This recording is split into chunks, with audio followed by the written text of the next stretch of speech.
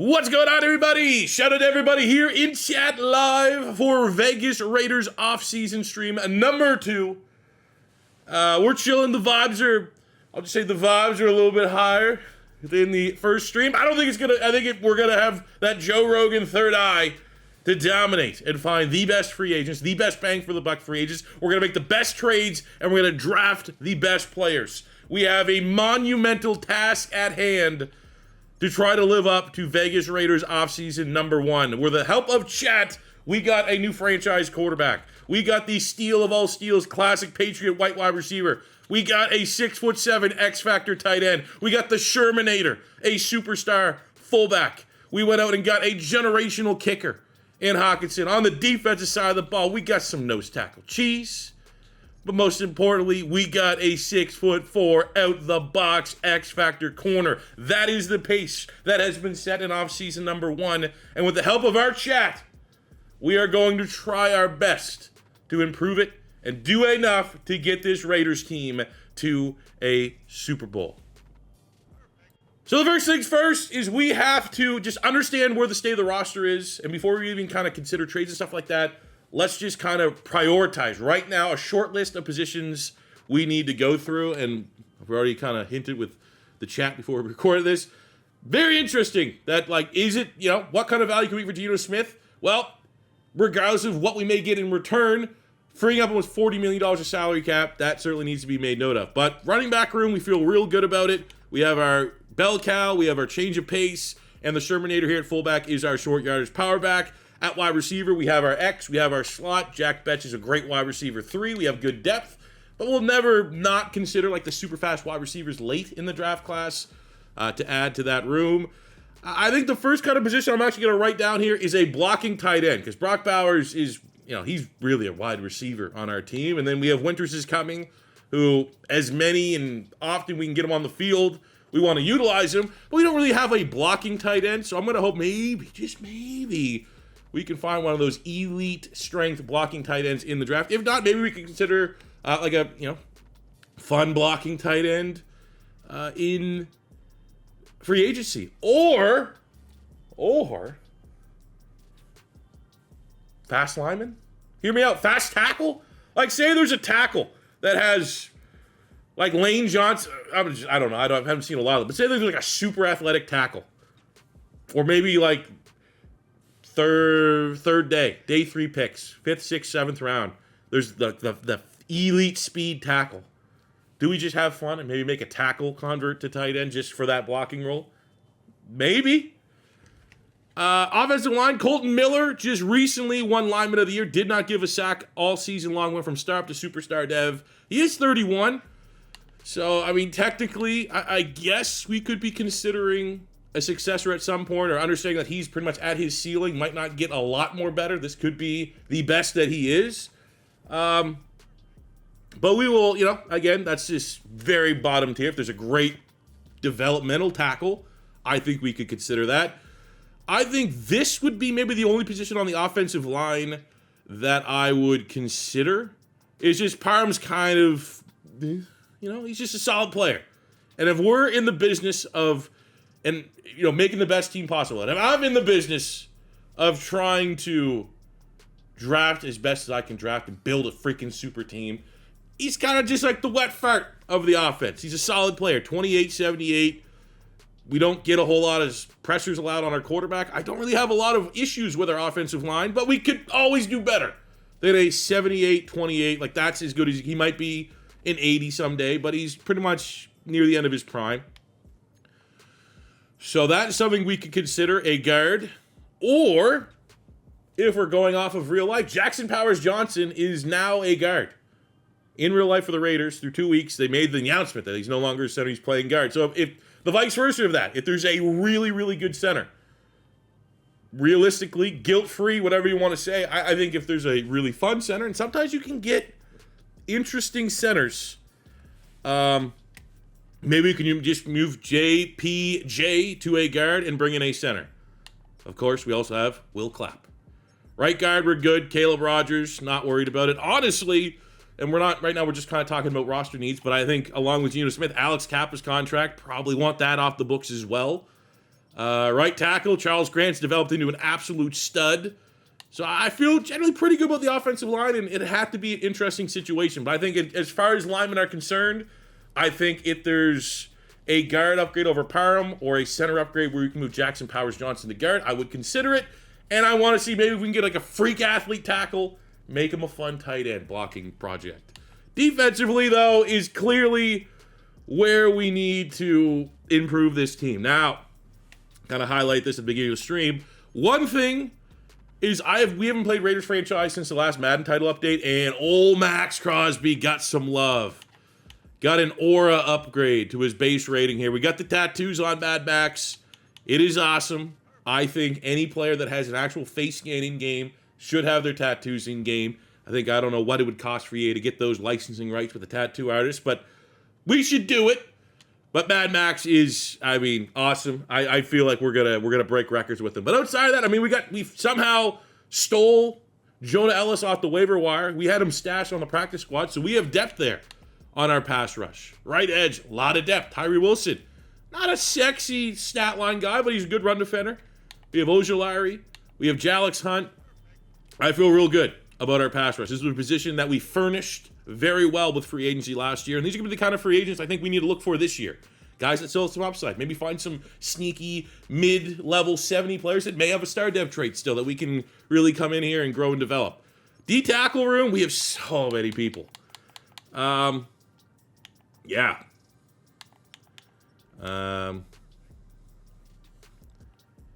If we're tight in salary cap situation, Butler could free up some funds. He's no longer needed. We got Lumen. Some of these players as well, when we get to the first wave of free agents, are no longer going to be on the team. But I think overall, with Kirkland, with Hamilton, who we got in free agency last year, somehow from the Rams, D-tackle's not really something I'm worried about. And I'm sure there's going to be some nose tackle cheese available for us in the draft, which really don't want to just have say we go to year 4 of this Raiders franchise and every year we get 2 or 3 of those cheesy nose tackles. Because then that just starts a cycle of we could just keep flipping them for picks or, whatever, abusing them. Yeah, I don't want to do that.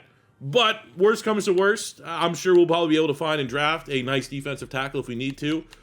Now linebacker, now we're getting into where I think this team could get some improvement. I think the linebackers and the secondary are our biggest positions of concern.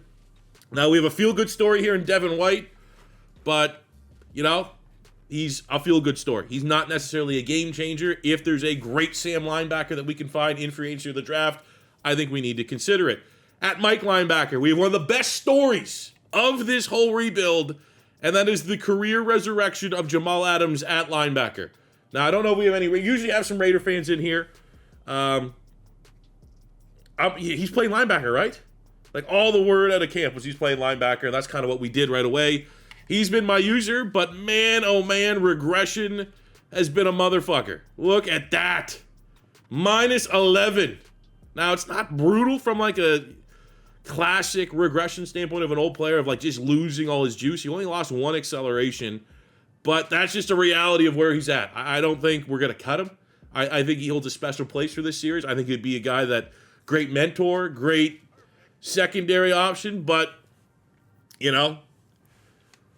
we have to figure out how we can win a Super Bowl. And by that, I mean, I need as much freaking help on the defensive side of the ball as we possibly can. So I believe we have Jamal Adams under contract.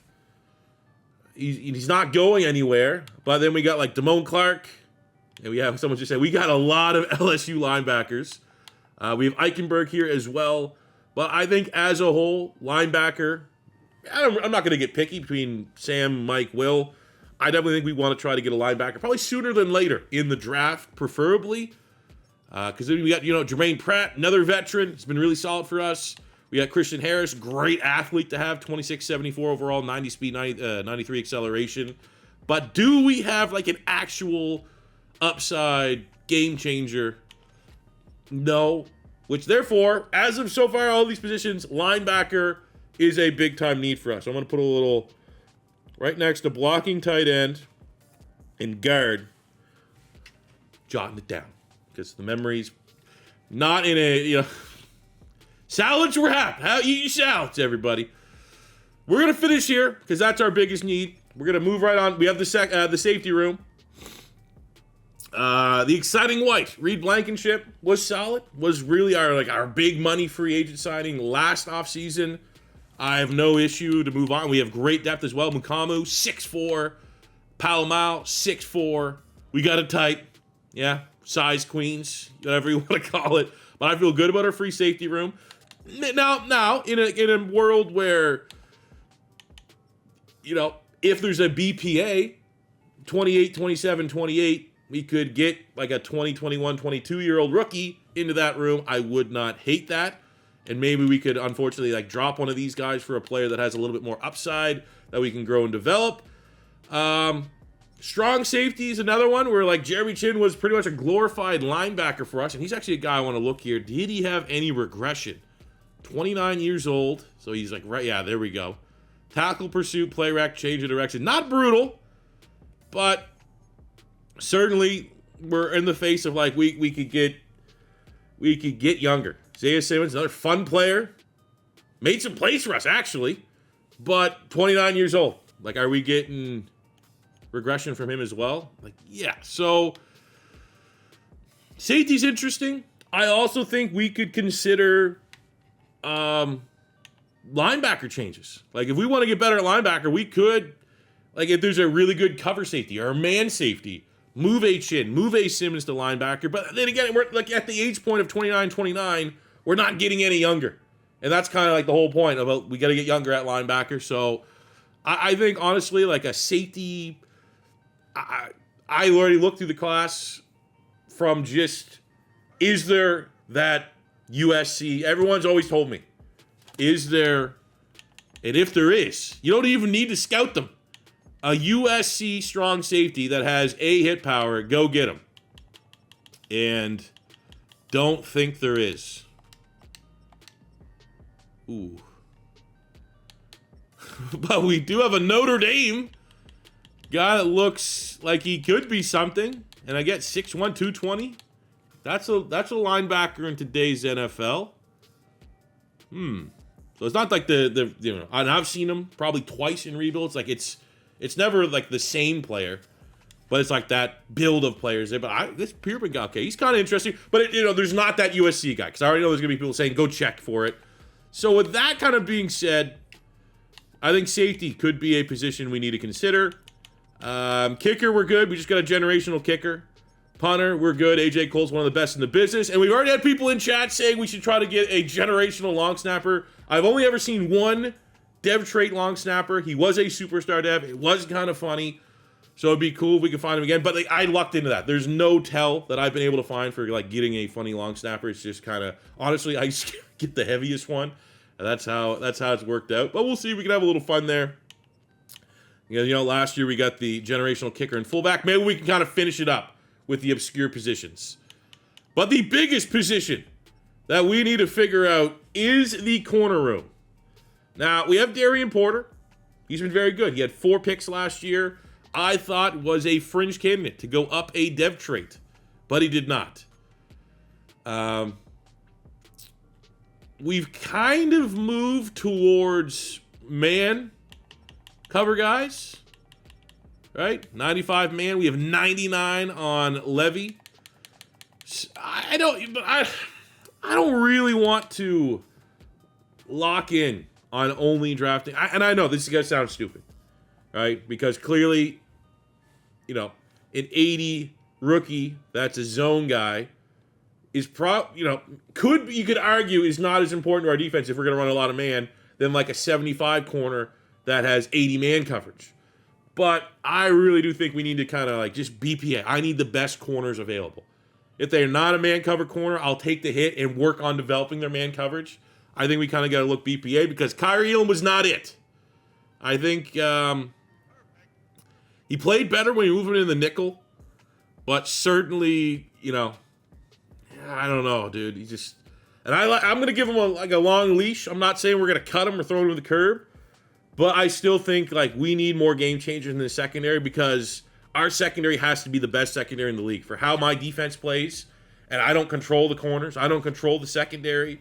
I think corner is I would go linebacker 1A, corner 1B for like our big needs this year. And we might, no, I'm talking about just drafting one. We might be able to find one in free agency. We have Darnay Holmes, who's solid. Got Richardson, Poole, some decent depth guys here. But I definitely think corner needs to be a big time play for us. So before we start the offseason, we have a couple contracts here. Just kind of broke it down with Chad a little bit. I mean, Will Clap's a meme. If we really want to bring him back, we can. Kappa was a player that we already talked about getting rid of, so like that's going to free up some nice money. Polamalu, he was probably the only guy that's just like, is he really like, the Raider fans a big fan, like having him, like he only plays special teams for us, or if there's an injury crisis. But I mean, at 20, like this, I just think we got to kind of view this as we got to get younger. So a lot of these guys that, 27, 28, 29, 30, like, I don't know, man. They're getting kind of up there in age a little bit.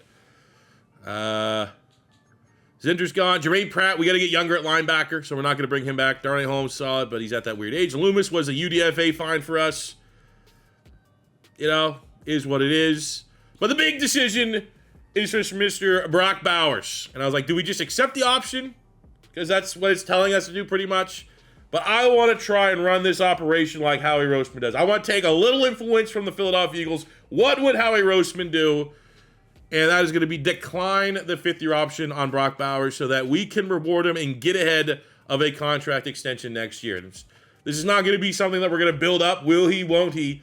We're going to be moving off of Geno Smith and that ridiculous contract. So all that money that we're going to be saving is easily going to pay for Brock Bowers' brand new contract next year. And you know what? I'm getting enough people in chat here saying Paul Brown wants to come back. I think let's do that. 2 years. He's looking for that. It's just depth at this point. I don't hate it. It's one less position I have to worry about. So chat gets their break. Polamalu is returning. All right, so the first big piece of offseason, it is time. I hope all Raider fans appreciate what we did with Geno Smith. So many people wanted me to trade Geno Smith away last year. And then we had, I can't remember his name, but some dude was donating like $100 every shot. And we're like, he can decide what we do with Geno Smith. He's a Raider fan. We ended up keeping Geno Smith. And, I mean, we saw Geno Smith in the playoff game. Clary got hurt. Geno had to go out there. But I think if I'm looking at this roster, we have our guy. And I think more so, I want that savings. If that Geno Smith salary cap was not that massive, I would get rid of him. Now, the issue is because of this massive salary cap, there's, like, I was trying to find, like, people are saying, like, let's at least, because we like to keep this series super immersive, like, let's send Geno to a spot where he can maybe start, and we can kind of follow along Geno Smith's career as we go into year 3 here with the Raiders. The reality is, a lot of the quarterbacks here have kind of panned out. But more so, the salary cap is in a just god-awful spot. Like, it severely limits the teams we could trade for. Because the Jets have nothing at quarterback, and we were kind of breaking it down. We were like, that would be hilarious, just to, like, send him back to the Jets. But with them being $32 million in the red, and not really knowing, like, if we can get, all that stuff working, we can't enjoy that meme.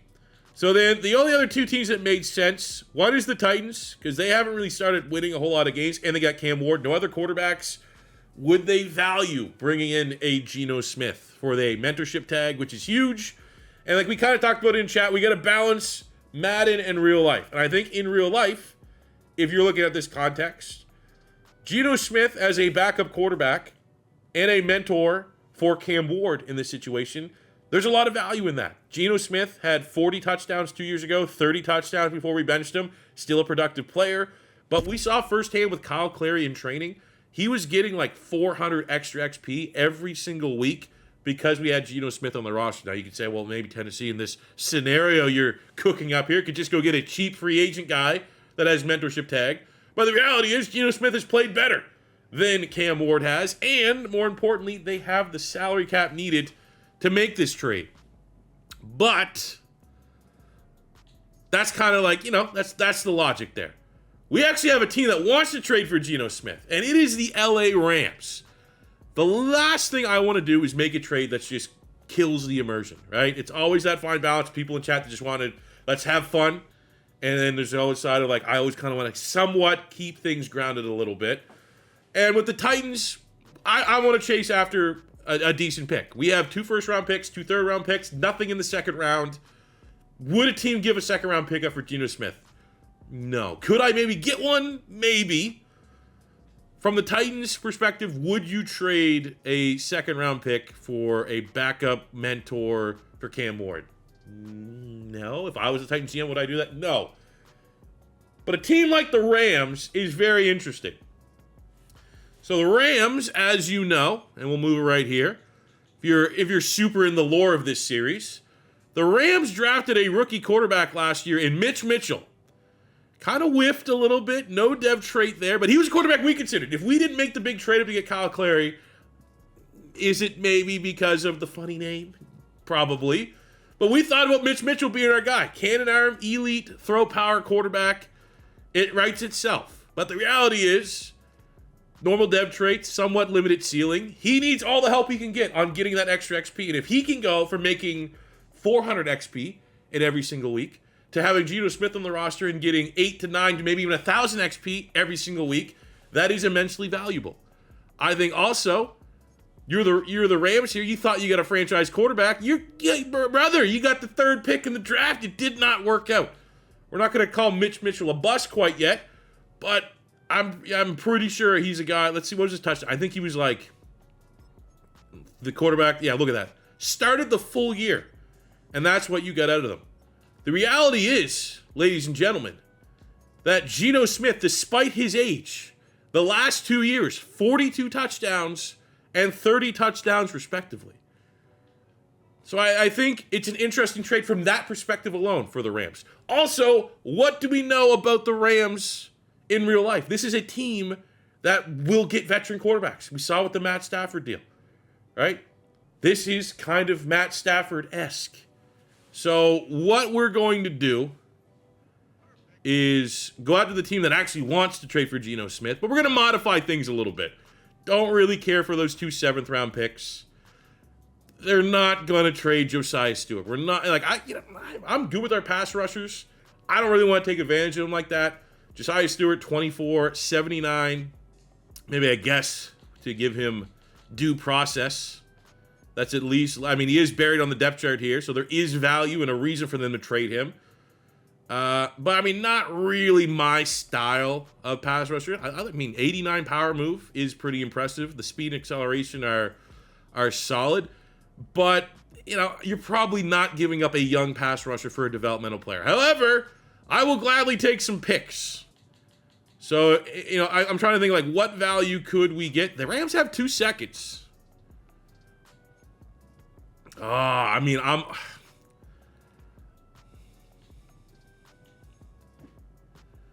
What if we do something like this? A 3 and a 4, and we'll throw Geno. So I'm just doing this because people in chat keep telling me to do it and get rid of him. We're gonna throw Adam Butler in. That's a nothing burger. That's just because they need a D tackle. I'll give them a veteran. I'm not even really factored. That's a salary cap dump for us. I'm gonna throw in.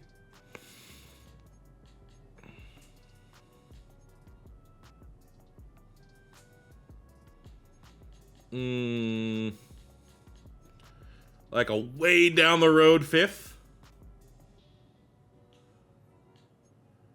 Like, do you think because, I mean, you know we're going to put in work with those picks. Let's see. I don't even know if they'll take that deal. But if they do, okay. Now, if you say this is unrealistic, I'm going to go to the de facto side of it's all or nothing with a trade. And I may still have modified it a little bit if they were like, oh, they will accept that. Like, should we do it? Should we add a little bit more? I can't even have that discussion because of the trades working, Madden.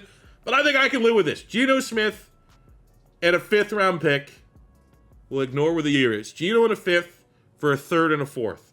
I think I could have got that 2nd-rounder. I think it's a perfect scenario because of those 2 2nd-rounders. But I already know if I made that trade, there'd be 8 comments saying, fucking dumb, stupid trade. Why did you do that? I think most people, even if you don't love this trade, can live with the compensation that we got from the Rams. And I'm excited. I would love to see, at some point, we play the Rams, and we get to see Geno Smith on the other side.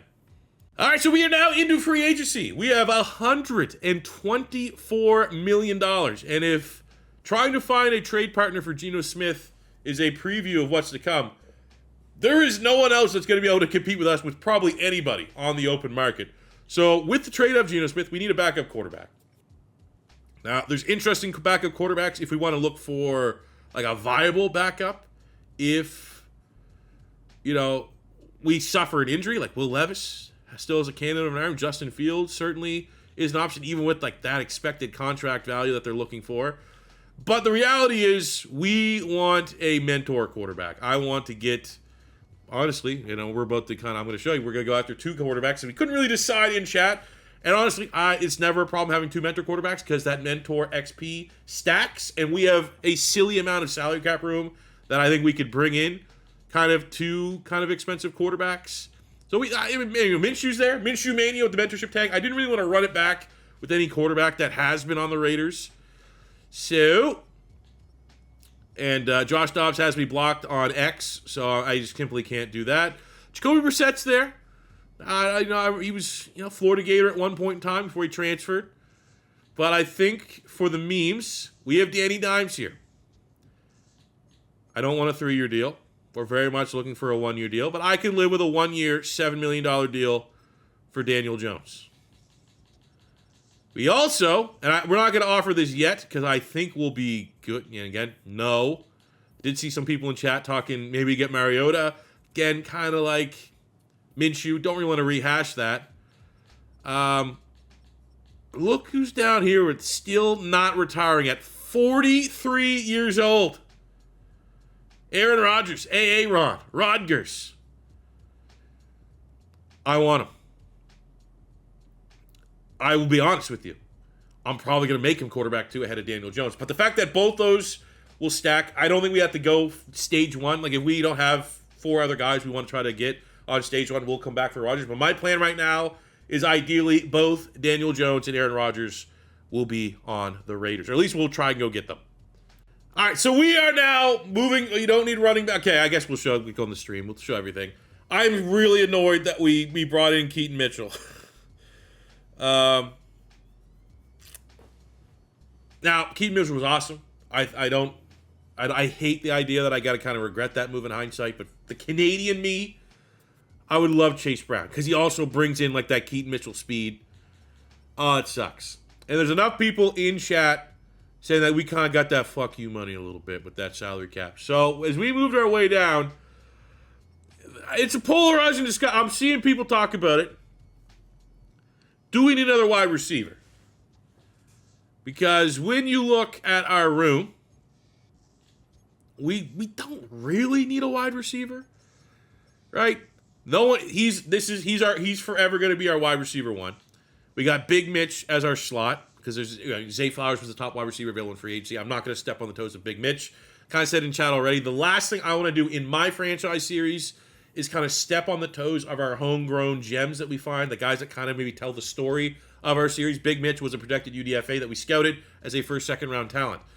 But Jack Betch is good, and awesome backstory. Incredible backstory. I'm a fan. I don't want to trade him. However, the reality is, for my play style, like, he's right now a glorified second slot wide receiver. He's not a guy that can stretch the field. He kind of overlaps with Big Mitch's skill set. And I think with our fuck you money, we have wear and tear on. Injuries happen. If Jack Betch gets relegated to our wide receiver 4, that is an awesome problem to have as long as he's on his rookie contract. You don't really have to have that awkward discussion until it comes time to have to pay him. Because I think there's that balance where if this was previous year's Maddens, I don't necessarily care about depth as much because, like, my starters are my starters and they play. But because of wear and tear, fuck. If Mitch goes down with an injury, imagine we could just plug in Jack Betch. We're laughing. So that's kind of where I'm thinking. Wide receiver's not a big need, but I think because we do have, quote-unquote, fuck you money, it's the most Raider thing possible to at least throw an offer out here on Jameson Williams. 26 years old, 84 overall. And just that speed with Dante Thornton. I mean, it fits the Raiders' identity. Not only this way, it fits the Raiders' identity, the Al Davidson memory. It fits my identity as a franchise player and what I look for. And I just think Jameson Williams, Dante Thornton on the outside, and he's not going to overshadow Thornton. He's clearly multiple levels below Dante Thornton. But to have 6'6", 97 speed Thornton, 6'2", and 98 speed Williams, and then a combo of like Big Mitch, Jack Betch, Brock Bowers, the tough catches over the middle. I think if we didn't have fucking money, this would be a pipe dream. But because we have so much salary cap, and we are now operating with a rookie quarterback contract, we do not have to pay our quarterback anymore. We just dumped off Geno Smith's salary. I don't want to get a pissing match. I'm going to stay put with the bid that I put on him, a 3-year deal. If we get him, we get him. If we lose him, we tried our best. And it just keeps getting better. The great hits. We talked about, and we still might do it if the opportunity presents itself. But I said I wanted a blocking tight end. We're kind of breaking down the roster. I think it still could be fun if we could find like a real athletic late round tackle. Could have fun with that. And then literally we get that idea in the actual closest thing in the NFL in Darnell Washington. If you remember from a couple rebuilds, he was the hyper weapon. We made him fullback and we scored like 20 touchdowns a year. But at 6'7", 264 pounds, I need a blocking tight end. Now, it's not going to be cheap. We're going to be paying a lot. But if we can get him out there as a blocker, he is a blocking archetype. He's a gigantic human being. We got 75 impact blocks, 75 lead blocks, 65 pass, 77 run block, 73 run block. I mean, just this is, I can't even, this is the move. He's absolutely a top priority for me. How old is he? He's 26, 27, 28. Let's go 3. I mean, that is expensive for a third. But again, we got the fuck you money, so let's not even second guess it. You, sir, are going on the short list. All right, so kind of carrying on here. We don't have nearly as many needs to bring in depth that we had in offseason number 1. So, I mean, I'll be honest, like I just kind of talked about it. I've done enough rebuilds to need tackles and not see Charles Crosser. So that's an interesting role. But as we kind of go through the offensive line, we talked about maybe the guard situation. There's not really an upgrade here that we like, nor a center upgrade that we like to move Jackson Powers-Johnson to guard. Like, Elton Jenkins is there as a veteran, but,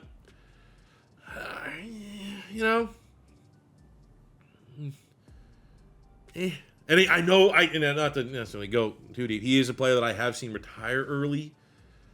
So what I am considering is we now go to the defense. We had some people in chat talking about Derek Hall, but I feel like, how big of a floor raiser is that versus like, on one side we got obviously Maxx Crosby, and on the other side a combination of like the next players up. I do like his attributes though. I don't want to necessarily just say like, I'm just not buying it. Like 92 acceleration, 87 speed. We got 87 power move. Not a great like run defender or anything like that. He's pretty much a pure pass rusher. But he's also a guy that like, what the fuck? There we go. Zaven Collins is up there. Derek Hall, like if we did bring in Derek Hall, he probably would start.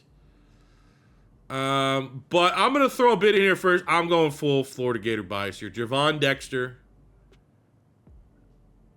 I have that FU money. He would be probably our number 1 defensive tackle. I'm going to at least throw an offer in. I'm not going to get in a pissing match because we don't need a defensive tackle. I want him on my team. Same with Jameson Williams. If I can get him and we get the top spot, so be it. If we now go down and we're like 3rd place, I'm not going to come with a crazy rebid. I'm going to give him a reasonable offer. I'd love to have him here. That would be sick. Now, we got a lot of people in chat wanting me to go after Derek Hall. Man. Like, where does this put us? Just out of curiosity. Because we do have 1 bid left to go. Does put us at the top spot.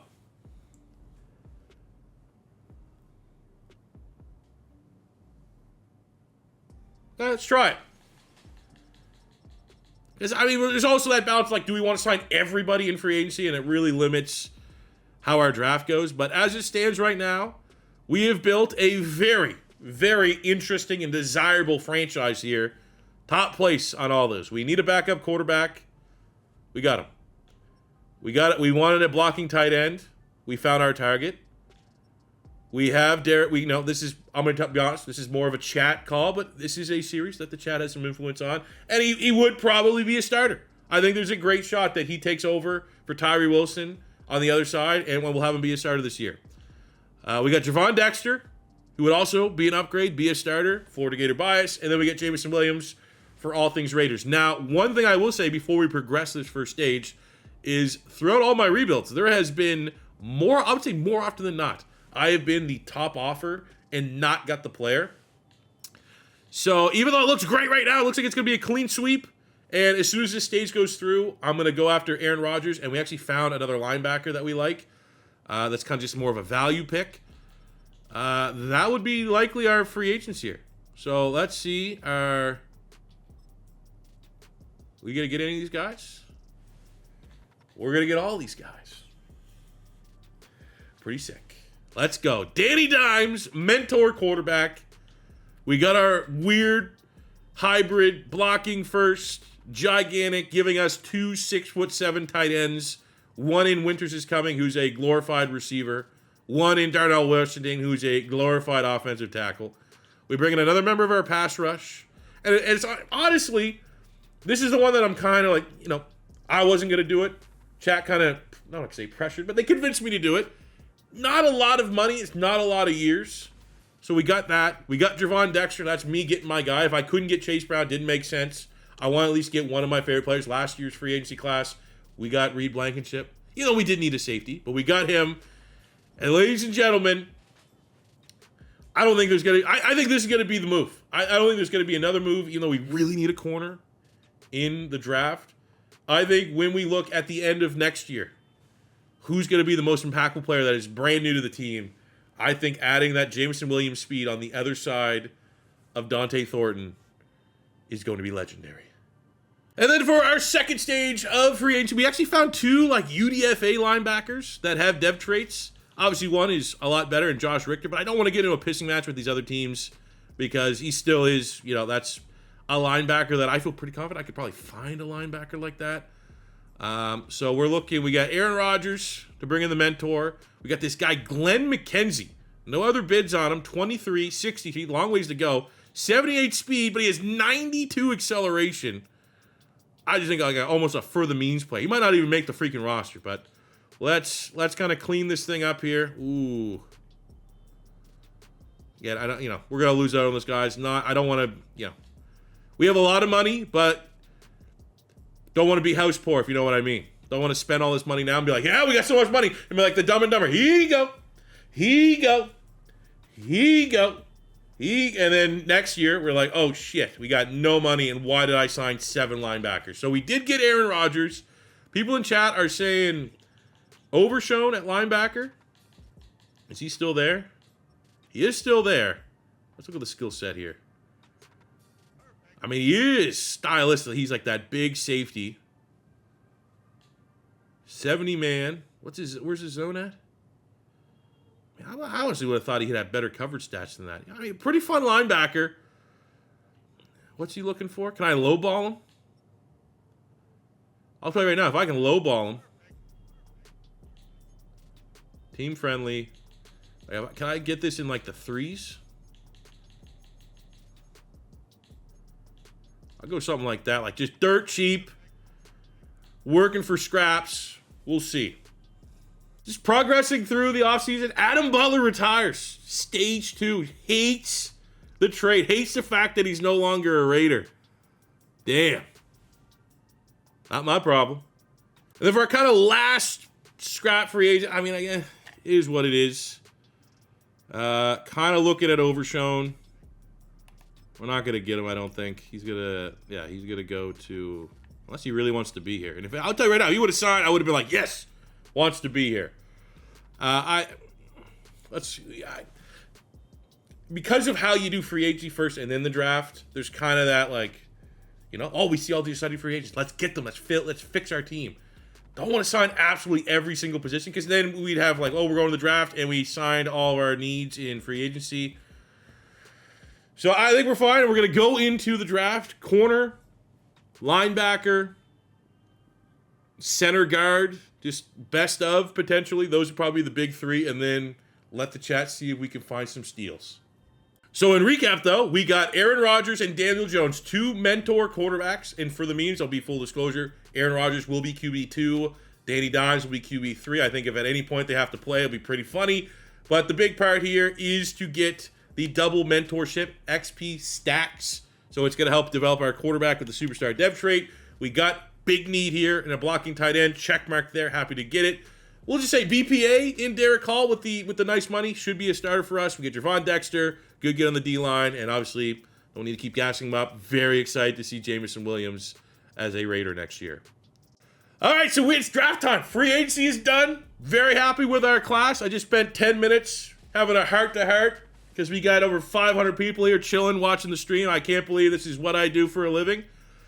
Thank you guys very much for all the support. Very much appreciate it. Not to get sappy, and we just pretty much went through a walkthrough of like literally, it's one of those things where like, I don't know how this is my job, but this is something that I feel like this is fucking like what I'm supposed to do. But we're talking about the mock draft, the final mock draft. And we have, before we even get into some of the players, because we're going to, on the stream, and I will stress, if you're just watching this as the YouTube video, you got to come to the stream. The stream, we are literally in hour 2 right now because we literally went through every single free agent, and we're about to go through every position in the draft and try to find the studs. That's how last year in year 1, we got all those studs because we spent the time to look for outliers and things that stuck out.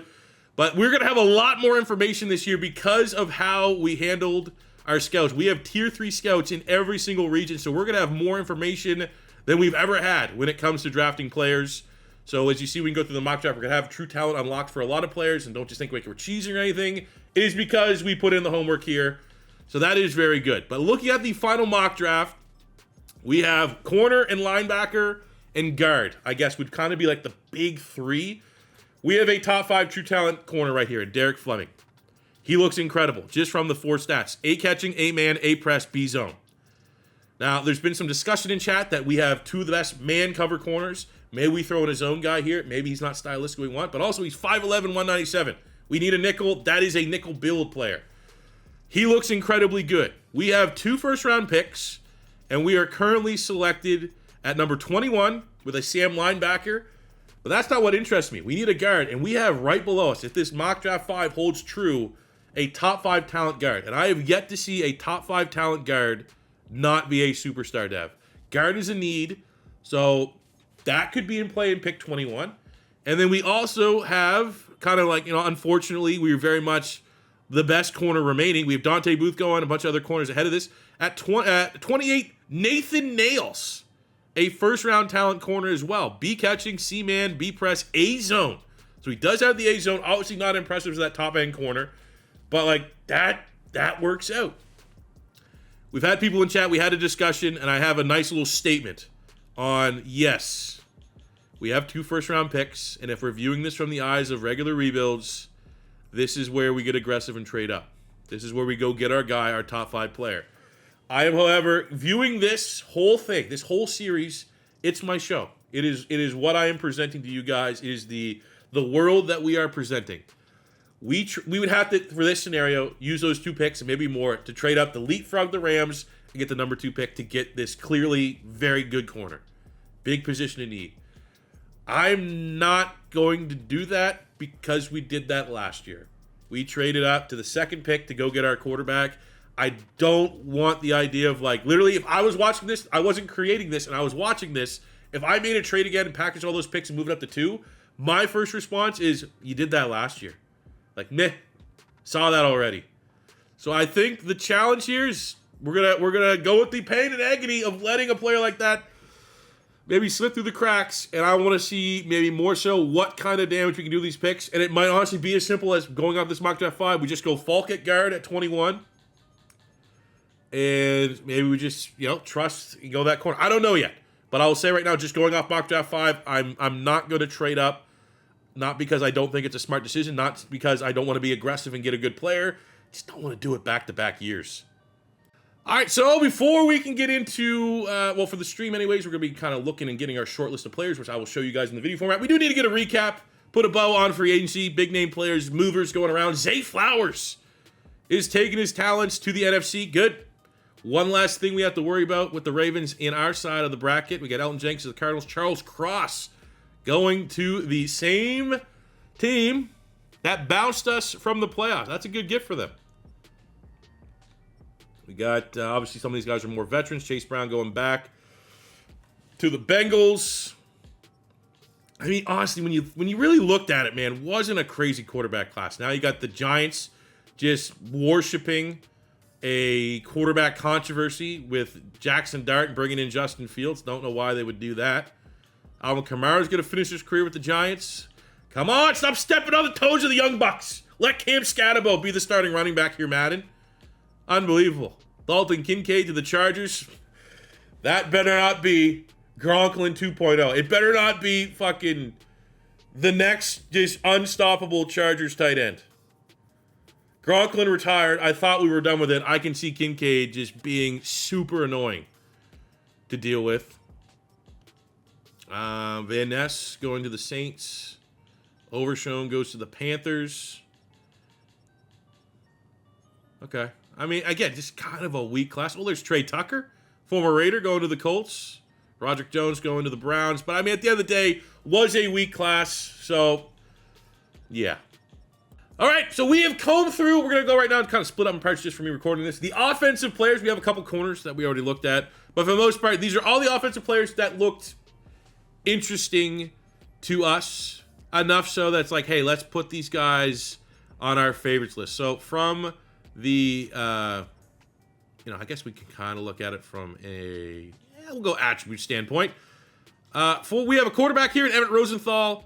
Tabbed him up because UDFA, we're looking maybe for like a P-squad quarterback. We got Aaron Rodgers, Danny Dimes, those are veterans. He's the fastest quarterback. That's a UDFA that wouldn't be a big investment. At wide receiver, we have James Swain, who just looks like that typical late round, very solid player. B deep route running, C catching, 6'1". Oh, and surprise, surprise, he's the only wide receiver that ran a 4.2. Also has a really good 3-cone drill. I think that's, we don't need wide receiver, but that looks like that'd be a pretty good pick. That would age well. We have Pendleton here, who I kind of looked at him as a receiver. A, catching traffic, B, catching his possession. But he has that certain, first place bench rest with an elite strength that we love to look for in a tight end. So for another UDFA player, for when we get to the end of the draft, that is going to be interesting. We have Falk here, who is a strong consideration for one of our first two picks because we've seen a very good success rate on top 5 guards in this game.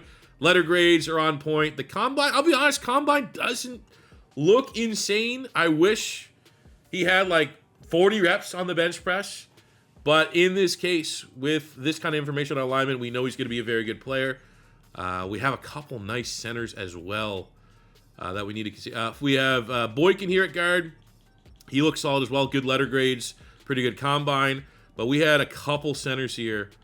We have Adams, UDFA. He's here because he had A in the pass blocking. Diaz at center looks very good. Because we're now just trying to figure out the balance. If we decide, maybe this would just kind of be a BPA, but if we decide not to go guard in the first round, at some point, I do want to add an interior lineman. Jimmy Diaz, letter grades are good. B pass block, B run block. Look at the combine, ladies and gentlemen. 4.76. Yes, literally everything about that is yes. The issue is we don't have a second round pick. Are we going to trade that for a center, especially if we go guard? It's a weird spot to be, but I'm saying right now, highly interested. Fucking make that guy, like we can make that guy. I mean, we already have a fullback, but you can put that guy anywhere, I think, with that athletic ability. And then we also have another pretty good center here as well in Mr. Glenn Harden out of Michigan. A run block, A awareness. College pro day, going off those numbers, pretty good. Didn't attend the combine. And I can say right now, the old didn't attend the combine players are back in style in Madden 26. Last couple years, didn't really tip off anything. Like I drafted many players that didn't go to a combine, and they're just like, 67 normal depths. Got to only get a couple this year, and they've all tended to be good. So the more interesting names we have on the interior line, as that being a position of need, the better. But as you can kind of tell, this is going to be a defensive draft for the most part. outside of interior offensive line, so that's why we don't have any really running backs, not a lot of depth to skill position players because our team's stacked there. All right, so now we have the defensive players that we are considering for the draft. Now, it is obviously reflective of where our team is at, how we've spent in free agency. We only have 3 players on the defensive line, 2 like interesting pass rushers. Diaz is more so here because he didn't attend the combine as well. Most players are kind of interesting, if you will. But we have Cam Young here, nose tackle cheese. Kind of already said I don't want to abuse this. It is, if you played any amount of Madden 26 franchise modes, these guys are insanely populated. So it's a thing I don't want to abuse because I could just see every year we're gonna have 3 nose tackles that are like should be starting, and then you have the idea like I gotta trade these guys and cheese it and get so many. It's a slippery slope that I don't want to go down to. But if the pitch presents itself, Cam Younger here at D tackle when you were 6'6", 335 pounds, and you run a 4.86, 34 reps on the bench press, you're gonna be a good player. But as far as like needs are concerned, we need linebacker and need corners. Those are probably our 2 biggest positions going into this draft. And there are some pretty good linebackers. Remember, we have 2 first-round picks. So when you see an Enrique Guerrero, this is, maybe worthy of a first-round pick. When you go on the fact that, the combine's not insane, but those letter grades are very good, and he probably would be a player that would age gracefully if we got him in the first round. But if not, we have Bush, who had some pretty good grades, sub 4.6 in the 40. We have Kentrell Bonner. I think there's a lot of great puns here that could be had. Ty Barker looks like he could be a value pick. We have a couple other linebackers, Blake Patterson, and these lower round guys. Honestly, I'm just kind of chasing you're either a really good athlete or you have a hit power, just for fun players. You never go wrong getting an a hit power player. But I would say the one off-ball linebacker that we are going to use one of our 3 focus scouts on will be Cam Riddle. Just because, when you look at the stats, it doesn't look crazy. B zone, B block shit is good. C pursuit, C tackles, not the end of the world. Florida Gator bias a little bit. But it's not going to take long to see why. I am very interested. 4.40. Sometimes you get 4.40 linebackers and they're the 5'11", 230 pounders. 6 feet 240 is a little bit more. You're trending a little bit more to traditional linebacker size than those weird safety hybrids. So I just want to see a little bit more. You are going to get a focus scout, Mr. Riddle.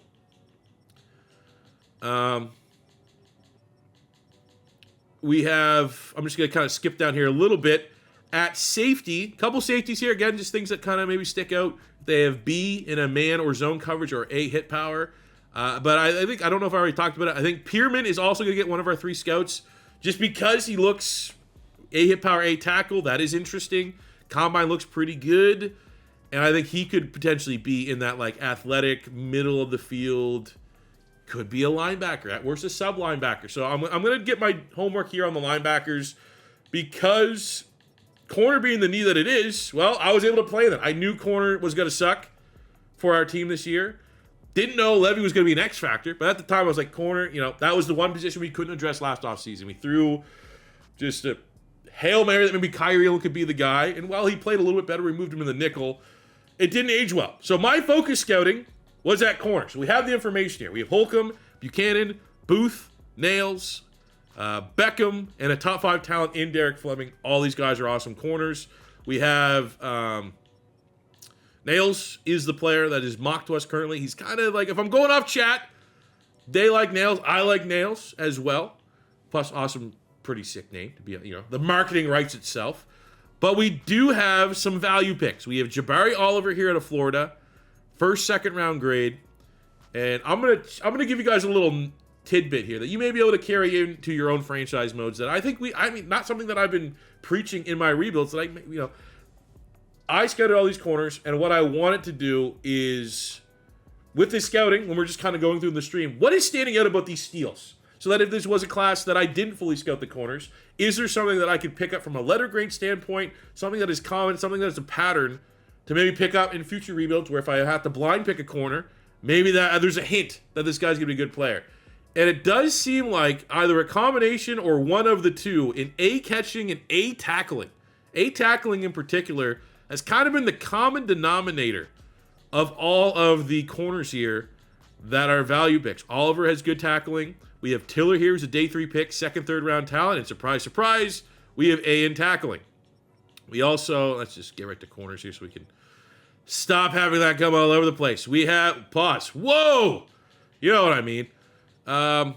Branch is another value pick. What does he have? A tackling, B catching as well. Pretty good grade there. And then the steal of all steals, the man that, like, thank you, you were 100% going to be a pick of ours, is Christopher Kitchens from Oregon. B-man coverage, so he actually has the letter grades that kind of goes with it. Surprise, surprise. A tackle as well. Combine looks pretty damn good. He is a lock to be our team. And then the question comes in, if we're going to truly go with this decision, which I think we are locked in, of not trading up and keeping our 2 picks, like, do we, maybe go that guard, the top 5 guard, with one of those picks, but do we pass on getting a corner? Like, who knows? Maybe Buchanan, Booth, Nails could be available at our selection. We go out the mock draft. Nails will be for sure. But, like, is Oliver, first, second rounder, good enough? Or is, in particular, just getting Kitchens here? Is that good enough to not go corner in the first round? Sit and wait, maybe get a linebacker there. Or trade. Maybe trade back one of those picks in the second round. We have some people in chat saying we could maybe package a trade with some of our current roster to get into the second round. But corners are deep. It's a very deep position. But I will say right now, I could be persuaded once we get on the clock and we're worried about it. I think I do like Nails in the first round because I'm of the side of there's literally a chance that I hate our draft board and maybe we draft Nails, maybe we draft Oliver, and maybe we end up drafting Kitchens and we get 3 stud corners if we're going best player available. Because what if Kitchens is just really good, no depth trade? I've seen that happen. Like, he could be like a 74 to get that first, second round talent normal dev. And if I pass on any of these corners, Nails, Booth, Buchanan, for a guy that ends up being a normal dev, it might not age well. But if I get Nails, Booth, Buchanan, and then I get Kitchens, it doesn't really matter. You're playing with house money. You know he's at least going to be a good player. You're not so reliant on whether or not he's a dev trade or not to justify not getting your player at the top end of the draft. But we got a lot of options. It is now time to start the draft. All right, actually, before the draft, we do have our 3 focus scout players. I'm going to scout Jimmy Diaz, that super athletic center, just because depending on what he grades out as, that could change our view of going Falk at guard, because there may be more value there to improve our interior line and get Diaz at center and move Jackson Powers-Johnson potentially to guard. Outside of that, I mean, the toss-up was either between that and Guerrero, the linebacker. I just don't love the idea of drafting a linebacker in the first round, but I do want to get our homework on Cam Riddle, the 4.4 speed linebacker, and I also am going to do our homework on that A tackle, A hit power safety in Channing Pierman. All right, before the draft, let's quickly look at our 3 focus scout players. Did they pan out? Jimmy Diaz, I mean, he is what he is. I thought for sure with that athleticism, would have been a first rounder. But it's just good information to know. He is what he is. For our other scouting, we have the Mike linebacker, Cam Riddle. What? Huh. I'm not gonna lie, I was gonna overdraft him. And I mean, he still could, fun user. I do and try my best to get better at using the linebackers. But that is also kind of surprising.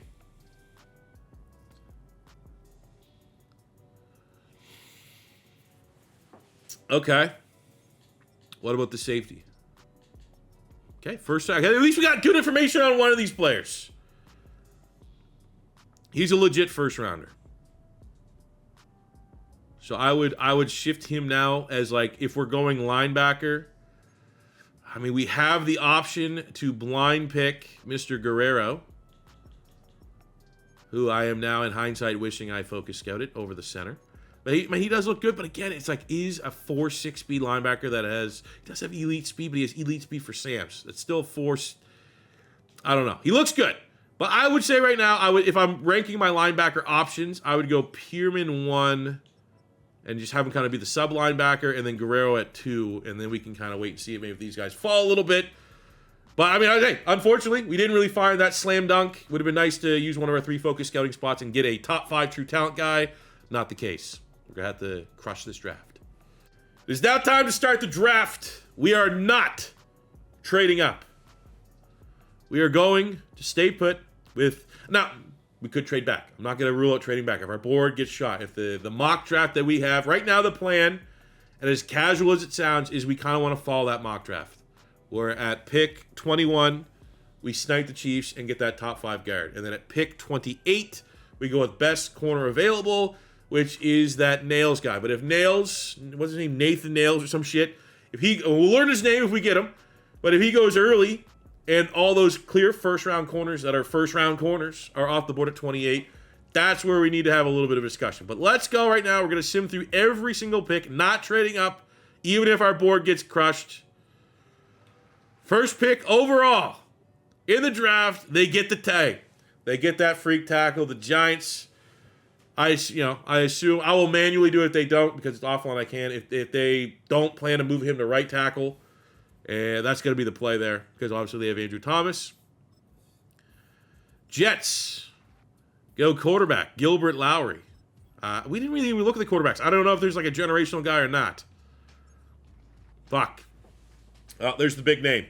Derek Fleming, the top corner, the top 5 true talent player, the best player. You know, because we're not trading up, but he's the best player for our biggest position of need. He has gone at 3. We made the decision not to be repetitive and not just to trade up in both drafts. We're going to be happy with the cheese that is us having 2 first-round picks. And if you remember, didn't we get that second first-round pick? Because like the Texans wanted a fullback or something like that. Anyways, let's keep on keeping on. Now we're getting some defensive linemen going. The Vikings and the Patriots. Oh, man, it's all D-line. Okay, Shelby, the tackle, goes at 7. Pick 8, Kadeem Merritt, quarterback, off the board. Hey, I love that there's only been one corner off. One position that we need is getting picked on, or we don't want to get picked on, and it's not getting picked on through the first top 10 picks. There we go. Okay, the first corner has dropped that we potentially, if you're going on the big board, could have fallen to us at 28. Terrence Holcomb goes to Detroit. Obviously, they lost Terry and Arnold to the free agency. Devontae Beckham goes to the Steelers. Feels like the Steelers have needed corners for the last decade. We got Malcolm Bentley. Howell at tackle. 15 to the Denver Broncos. They go Buchanan at corner. So the corner market is drying up.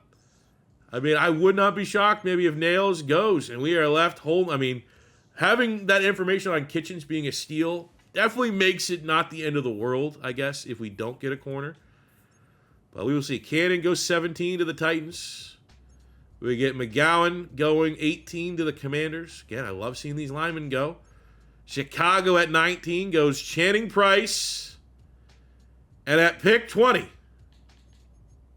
the Dallas Cowboys select Drayton, tackle, which we hear on the board. Do we even see like what is the clock going? I have the webcam blocking the clock. Okay, I'm going to pause this because we talk and we stall here a little bit. I mean, you might as well just see. All right, for a first-round pick 21. We can move back to 27. No, not doing it. Like, I'd have to get an insane offer, to be honest with you. But you have to at least look. Because what if somebody's like 3 firsts? I want that guard or something. So there's really no deal here. Oh, man, this is going to be... I apologize for how lame drafting a guard in the first round is, you know, for someone that like I like to have excitement in my drafts. But we have Parham. If we make this pick, I think he's a good trade piece for us to acquire more picks. Package deals and stuff like that gives us some maneuverability. But there's just a chance anytime where we're out in a series needing a lineman, if you can get like a guy that's going to be special, you got to get a guy that's special. John Falk here, Florida Gator, can always use more Gators. A, awareness, B, impact block, A, pass block, B, run block. Wish the bench press was better, but I think we got to trust the talent here. I have yet to see a top 5 offensive lineman, especially interior lineman, be a bad pick or age well.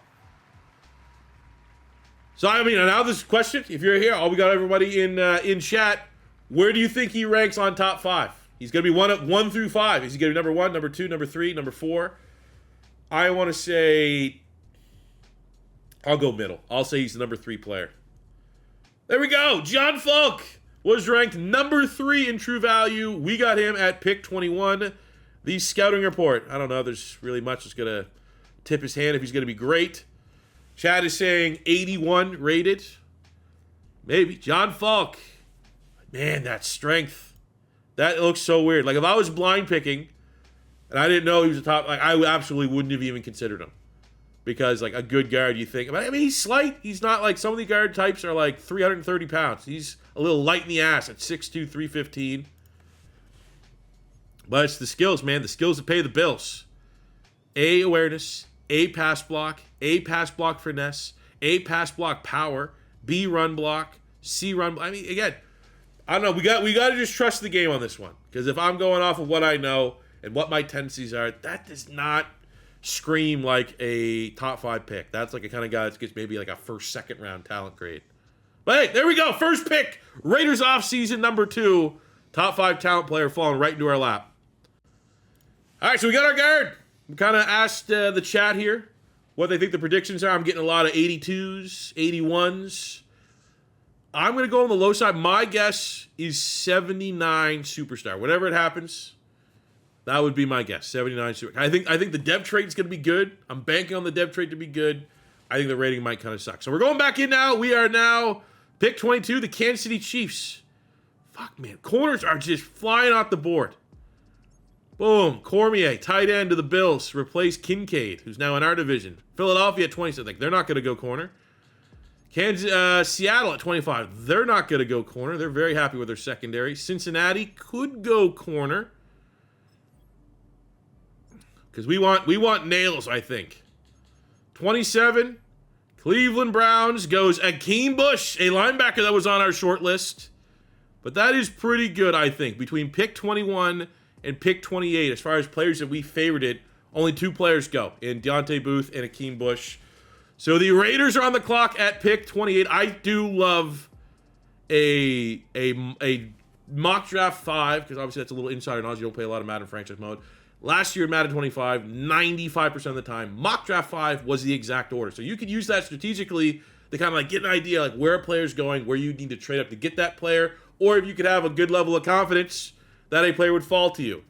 The mock draft doesn't always do that. The last couple rebuilds, I've been getting burned. But it does come true for Raiders franchise, which means at pick number 28, we have really 2 names, I think.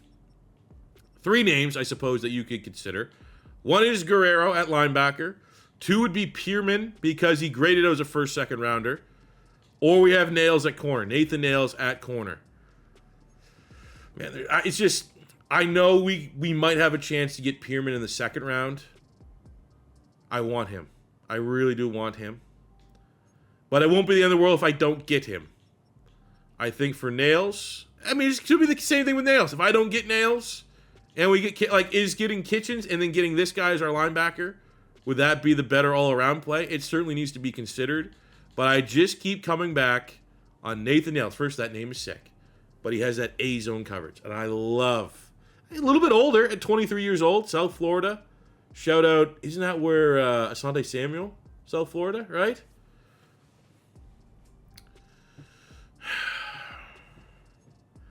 People are saying in chat, select Nails, and then see what we can get for Donald Parham. Shout out Darren Prom. Shout out what we can get for Parham the guard and Tyree Wilson in a trade. I think we just get Nails and see where the board goes. Check trade offers.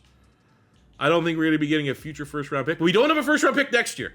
We do not have a 2028 first-round pick. So if there was a way that I could get like a 2027 second and a 2028 first, that is a big overpay. Oh, I would consider it. But I don't think anyone's going to be paying that price. A 1-2 from Philly. No. Don't love it. Asante Samuels. Man, who went to... Isn't there a really good corner that went to South Florida? You're tripping. All right, let's go. Let's do Nails. And then I want to be aggressive in the second round if our guys fall. I think Nails is the right call, and I think we also get Kitchens. I think we get 2 corners in this year's draft. But Nathan Nails, that A-zone coverage... And I will say for the most part, I'd say chat's probably 80-20 that we go Nathan Nails. Madden thinks we should go Nathan Nails. It was in our mock draft. What?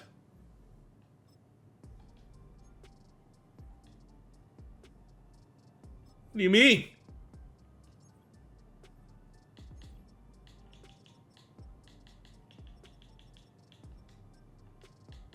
Nathan Nails. My draft clock's expired. No. Do I gotta restart this? What is this? Resume draft. Clock is ticking. Now will you let me make my pick?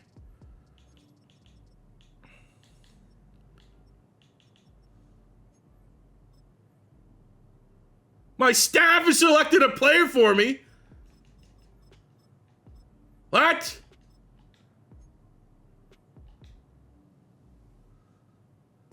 Huh? All right, we're going to be back. Will it let us make the pick this time? Nathan Nails. Hey! Okay, if you ever get to a spot where it won't let you pick, back out and, it's your classic, just unplug it and plug it back in again. So we are live. Nathan Nails. That man is not 23 years old. I mean, hopefully, I'll tell you right now, if I'm going to do a hot take, I think there's a chance he's a normal dev. We are due to have a player that I like and chat likes that just ends up not being the best. So Nathan Nails. Honestly, the reality is we got the last corner. We weren't aggressive at all. We decided not to make the big trade out to get clearly like the top 5 corner. We literally watched corner after corner after corner after corner go. We sat put and got the corner that fell to us. Number 17. Nathan Nails, I'm sure if he's good, he'll get a nickname. Yes! That was my worry, man. Because athletically speaking, wasn't crazy. But we got, 93 acceleration, 90 agility, 92 change of direction. That checked out from his combine. 91 speed is good. I think we were talking in chat and we thought maybe he had 92. But hey, dev trait player, 17th in true value. So like that means he could be a reasonable rating to start him as a rookie. I don't think we have to go with the whole Geno Smith, Kyle Clary, like let's go with the veteran, and like that could be a guy that sees the field right away as a rookie. And I'm just happy we stayed put with our 2 first-round picks. We got pretty much a consensus from chat. That's who we drafted, and they both were dev trait players that were value picks at the time. Great start. All right, just because, I don't know, Madden is just being broken right now. Quick update. We're not going to be doing pick by pick because for some reason the board is gone. I got to go out this little banner. So we're going to get right into the second round. And I think I'm going to pause and try to restart the game and see if that does something.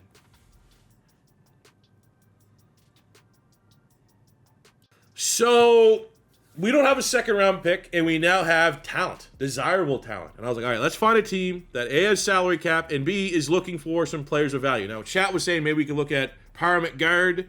They're saying maybe Tyree Wilson on the defensive line. Those players are now surplus requirement because their first round pick is going to start at guard. It's now Parham's just depth. And Tyree Wilson is kind of buried at edge rusher because we got Derek Hall in free agency.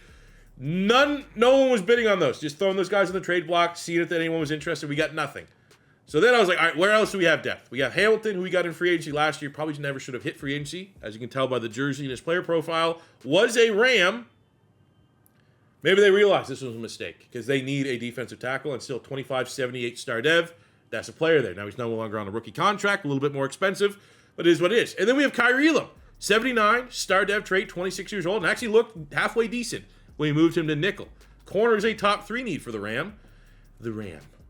And we got Nails. So that means Kyrie Elam as right now at best corner 4. And then if we go get Kitchens, that UDFA player that graded out as a first, second rounder, Kyrie Elam's going to be corner 5 if we're looking at long term. So the fact that these 2 players carry value to one of the rare teams that it makes a lot of sense, I'm going to also throw in one of our 3 third-round picks to the Rams because the Rams have 2 second-round picks. And then chat just said, if you're giving up all that, they're not in love with these players that I'm giving up. And they sure as hell weren't in love when I threw that third-round pick in because I want to try to overpay. Anytime I make a trade, I'd rather overpay because no one can really complain that I took advantage if I overpay. But they said if you are adding that third with these players, get the earlier second-round pick from the Rams if we can. I don't even know if this trade's going to go through. But if it does, I'm very happy that we traded back up. Okay, no, we need a little more. That's good. We're going to keep it here live. We need a little more. That is a little more that I'm willing to maybe make it work. They need safety linebacker. I mean, there's not going to be a lot of value in those guys, to be honest with you. Mike Will. Like, would they be interested in, like, a Damone Clark? Like, it's kind of a throw in there. Okay, because, I mean, we are trading. Now that is us throwing in. That is the player that we're hopefully getting with this second pick. We're going to get a linebacker. We have Guerrero, who's a natural linebacker, and then we have a huge tackling safety that I think could play sub-linebacker, similar to how we used Jeremy Chin last year. I think what we're going to do now, though, is we're just going to sit and wait. Pick 52, we're going to have to wait a little bit, or what is this, 36? Might have to wait a whole long, but we'll wait and see what happens here. Hopefully the board falls to us and we can make the right decision. All right, so we end up picking third. We don't have to wait very long. First pick, the Giants at pick 1. Boom. Go. They select. Oh, we got to do it this way. No, there's going to be, man, there were some people in chat that wanted Kentrell Bonner. He gone. Second pick. What are the, I mean, there's no way. This is Guerrero or the safety. Drew McClain. D-tackle. Okay. So we are now here. We got to make the call. There are two players. There are two players that are going to play the same role that we like. We have Guerrero and we have Mr. Pearman. I am going to put this in the chat for them to vote on. I will say very clearly before we go in this, I would go Pearman. I feel like chat might go Guerrero. I think Guerrero, this is, here would be my little pitch. I think Guerrero has the letter grades. I'm a little scared with that combine. There's not one thing about, that seems like a player that'll be like a 75 normal. That's what I'm getting from Guerrero. Not bad. I'll take a normal. We don't always have to cheese and try to chase dev traits. I think in Pearman's case, while not a natural linebacker, he could be the strong safety sub linebacker, has the ace that are sticking at the A tackle, A hit power, and you switch these stats to a linebacker, he's probably going to have elite speed, 3-cone, 20-yard shuttle. I think Guerrero will be a better player, better rating, risk of no dev trait. I think Pearman might be like low 70s. I think there's definitely going to be a dev trait there. All right, we are now, this is maybe, we didn't have any pick in our first draft that is as polarizing as this pick. I did a poll. We got almost 600 people, insane, watching this offseason. And we did a poll. So I'm assuming most of the 600 have voted. The vocal people in chat said Guerrero. He has A tackle. I love anybody that has an A trait, I'm in. He looks solid. He's not a dog shit athlete, but he's also not a special athlete. I'm worried with Guerrero that he might not have a dev trait. But we have a lot of people that like him, and he's a first, second round projection. But I also really like Pearman. But there's a risk with Pearman. My plan is to make him linebacker. And yes, he has A tackle, A hit power. Little slight at 6'1", 220. But I mean, again, it's similar to what we used with Jeremy Chin. And I'll say right now, the chat is about 70-30 that we go Pearman. Now, full disclosure, I had people in chat also saying that I persuaded them because I said I would go with this player. But my justification is just like, this is kind of like, this guy, I feel like is a better player. I think we got to go with the better player.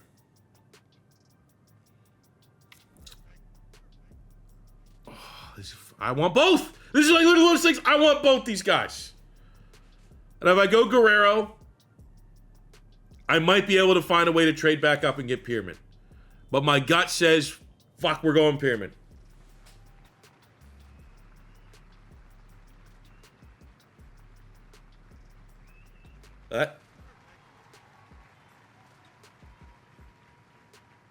Okay, so he glitched the game. Black screen. He did. Dude. This is Keith Taylor all over again. He literally emerged from the shadows. Everyone.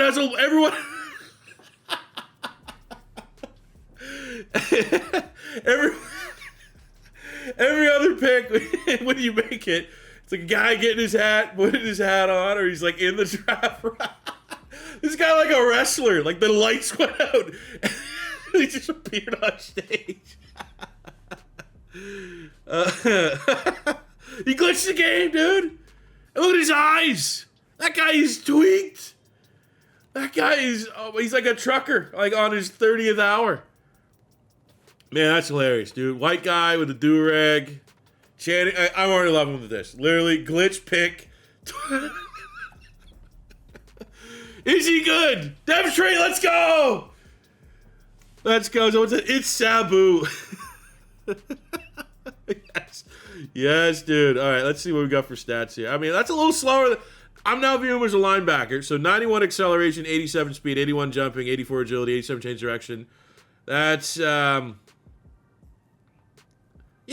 good. That's very good. I would like to say maybe in hindsight, if I'm drafting a safety to play linebacker, I'd love to have like 90 plus speed. But, okay. This is our guy. Dude. Man, that's a fucking, I'm not going to force it. It's if he actually being good, whatever it is. But that's like how the Keith Taylor thing happened. It's just like, remember I cut Keith Taylor and then he like somehow was still on the roster. I think we might have just had a moment like that. All right, breaking news. We decided not to go with the repeat of trading up to the second pick, not making that big trade. But now we're here in the second round, and that was such a highly contested pick between going Pierman and Guerrero at linebacker that we're looking at our remaining picks. We have 2 3s and a 4 left. No pick in the second round. Should we make a trade up right now to get the linebacker? Do we just say, screw it? We want him. And my argument was, we probably could get him for a 3. Chat saying maybe we trade a 3rd and a 4th. But if we didn't make this trade, let's just say, and we stayed at those 2 third-round picks, who are we drafting with those third-round picks? And when we look at it, it's like, okay, we got Riddle at linebacker would be a pick, but that's clearly going to be a downgrade over Guerrero. Guerrero is a better linebacker, so like, okay, why would we stay put and get a worse linebacker? Or we could be aggressive and go get a guy that everyone wants to see. I'm not really going to overdraft a safety. That'd be a depth move. We have Oliver as a first, second round corner. We would absolutely have to probably draft him in a 3rd round. But when it relates to corners, we have Kitchens as the corner that we need. Now, there's a chance that we're playing with fire, that Kitchens wouldn't be available in, say, the 4th round. But I like to gamble that he would be. We have these chunks of UDFA players. They should be available with our 5th, 6th, and 7th round pick. So I'm not really seeing a reason to stay and invest those 2 third-round picks or even a 3rd and a 4th if we're not going to go after Guerrero. But I will say ultimately I'm only doing this for the most part as fan service because chat really wants me to get this Guerrero guy. So we're going to trade up. I'm doing the most accurate because now anytime we trade, I like to look at the trade value calculator sites that just show you like what a pick is worth. So the value of the Vikings pick 4 in the second round from a number standpoint is 166. I need to meet that 166. My picks, 67 in the 3rd round is worth 75. 74 in the 3rd round is worth 64. And a 4th round pick this year is worth 36. I'd have to give up all those picks. I'm going to split the hairs in the middle. I'm thinking about this trade. I had to overpay. I said to chat, I'd rather in any trade from now on, in any of my franchises, I want to overpay because no one's really going to complain too much about an overpay. They will complain forever about a ripoff. So I want to make a trade happen, but as you can faintly see above the old webcam here, they are in the red on salary cap. So I want to offer a 3rd, and a future 4th to get that 2nd. That is me paying appropriate value. And then I was like, I needed to move that little bar a little bit to get it full green. I had so many players. Like, look at the needs. I had a D-tackle I could throw them. I had anything. Any of those positions, I had depth that I could trade them. But their salary cap was in the red, so I had to involve another pick. So I threw in a 5th rounder, which I don't love because we don't have a lot of picks in 2028. So I now think proactively in 2028, that might be a year that we need to look at trading players for picks that year. Trading some of our depth picks to see if we can acquire more because it's going to be a pretty lean draft next season. But with this trade, we are getting a player that I will say looks like a very good player, but ultimately is a player that the chat has fallen in love with and we're going to go get. So at pick number 4 in the 2nd round, you guys got your trade. If you're bloodthirsty for getting a trade and you're upset that we didn't trade out to be aggressive, go get that big corner. Here's your trade. That was still an annoying trade to make. And it puts Kitchens, that really good corner, at risk of potentially not going. But, we're seeing a lot of love for Enrique Guerrero. And now I see more people in chat saying he's gonna suck. B block said B pursuit, A tackle, B zone coverage. Has elite speed, great jumping, goods and goods. So he's a good athlete. I mean, at face value, a 4.6. If we're going to round up. I mean, no, for him, he's like, I got a 4.9. I ran a 4.5, sorry. I mean, that pro day looks a lot better. This is the guy. And it would be, I want him to be an awesome player. I'd love for him to be a dev trait. There would be a fact that if we got 400 or 500 plus people here looking, and if he's a bust, some of these people are, and like literally everyone's just saying normal dev, normal dev, normal dev. Go for the freak linebacker. Oh, we have a late. Go for it, the freak linebacker in Garcia. Who is pretty good, man. Does have all those elites. I don't think we can do it though, man. I think we had enough. We had enough going with Guerrero. Like Garcia, I mean, there would be the hindsight. You need to have the yin and the yang. Because we got Pierman, I think if we go Guerrero, well, the first thing we have to come back and check is like compare him to Garcia at linebacker. But let's go here. We have Guerrero. It's the man that people want. Let's stop delaying it. This is our pick. Here's the people's pick. And he is, oh, fellas!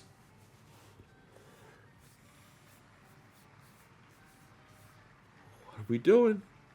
Guys? Guys! I'm just saying, trade back up, you Garcia. Kane in chat has my good summary here. Garcia is probably better. I think this was any other rebuild. I would go Garcia, not even think twice. But Guerrero has the hearts of this chat.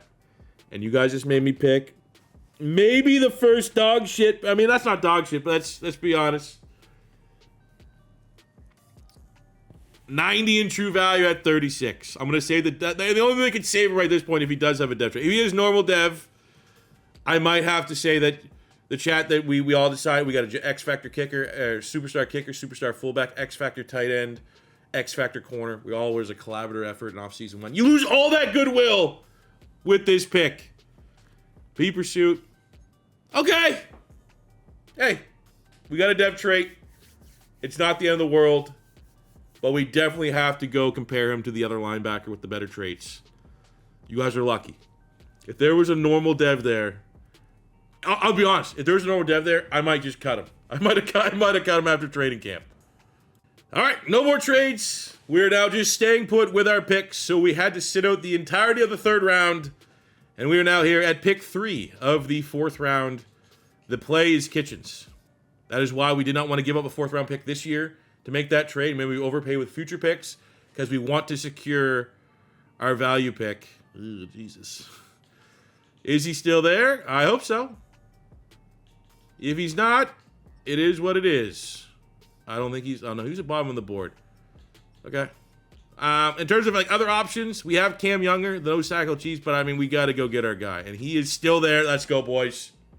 Garcia's, the linebacker's not there. We will go look at him in draft recap. We got to compare him to Guerrero now. But we do have Kitchens. We're not going to overthink it. Don't get greedy. And look, see, let's look. They had the presentation again. Pierman is a ghost. A serial killer. There's something wrong with that guy. Well, we got Kitchens here. 44 in true value at 99. Now, there's not a lot of excitement because we knew when we had him fully scouted that he was spoiled, that he was a good player.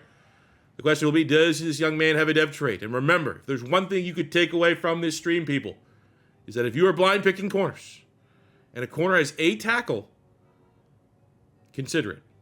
Kiss the Kitchens. No! I mean, that's house money. He didn't need to have a dev trait. We got the dev trait in nails. This was just a value pick. This is not necessarily someone that we fell in love with the stats. We fell in love with his recruiting information or scouting information. Sucks that there's no dev trait there. I would have loved to have a full draft class of all dev trait players. But, hey, let's appreciate the value. Let's appreciate the depth he adds to our slot position, which is the we don't need outside corners. We need slot corners. Nails and Kitchens are going to fill that role.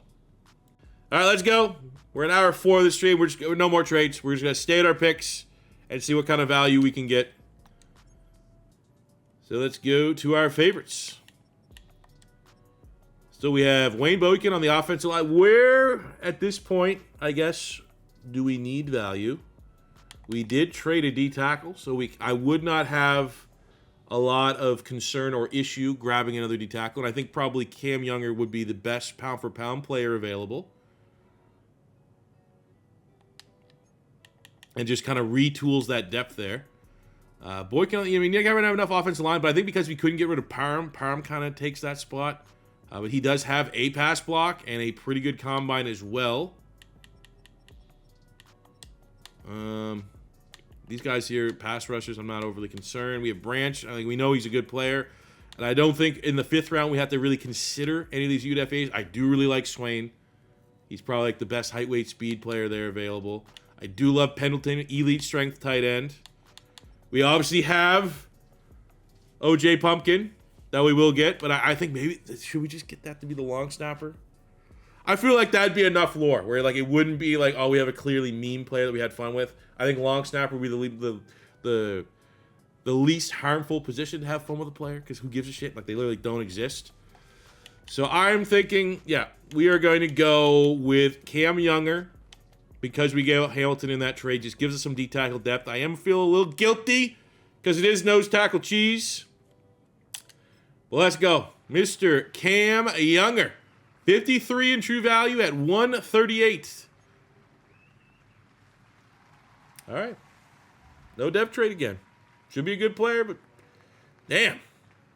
Getting on a little cold streak here to end the rebuild. End the draft. We have 2 picks remaining. Pick 27 of the 6th round. Pick 27th of the 7th round. Thinking about it, man. We don't need another team breakdown. I think I have an idea how we want this to play. It's more so who's still available. Oh shit. Okay, we really want the wide receiver. There was a wide receiver, Swain, no longer available. So, Barker at linebacker was pretty good. Good athlete. But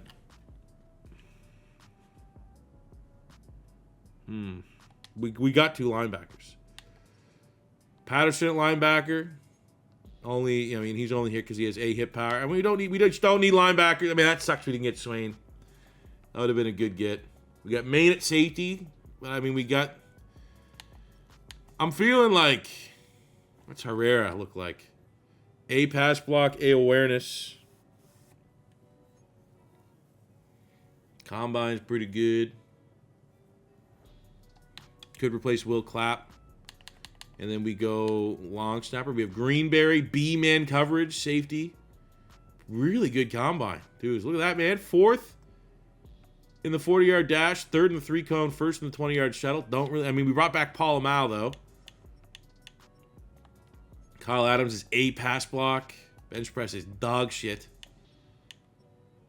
Pendleton, just a reminder, A catching traffic, B catching, elite strength.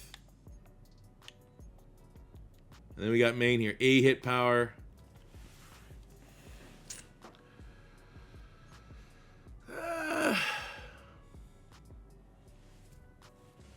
We'll go Maine, man. We'll go Maine. Because our safeties are old. And let's do it.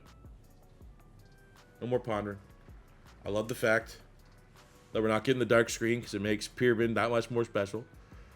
193 at 187. Hit stick connoisseur. Concerns about his speed, though he's fast. The normal devs continue. We'll have fun with this. All right, final pick. Now, someone in chat sent $20 in. Basically, salads were consumed. And chat kept telling me to draft OJ Pumpkin. They're like, hey, man, get that OJ Pumpkin guy. And literally, I kept going to all these different positions. And they said he was because I didn't see it. I'm like, there's no way there's someone named OJ Pumpkin. Kind of became a little bit of a meme. And I felt like the least harmful position to kind of just make a meme would be long snapper. And when it comes to drafting long snappers, I always just go with the heaviest player. So I feel like just for fun, just for like a little nostalgia, a little memory, a little nugget to enjoy and for remember everyone that tuned into the stream of OJ Pumpkin, I'm going to make it the long snapper. Eric Ruiz, final pick of the draft for us out of Notre Dame. Wow, let's go!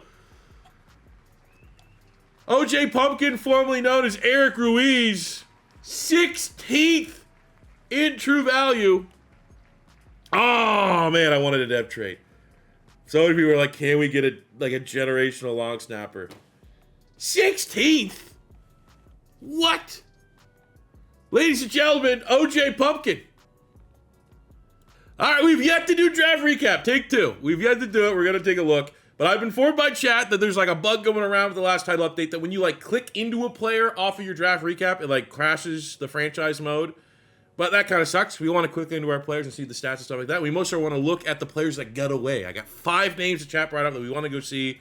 The misses that we did not get. So I don't want this to crash anymore. So of those 5 names, I'm going to go to the first week of the preseason, and then we'll check a look at those players right there so it doesn't crash the game. But let's get a live recap here. Drum roll, please.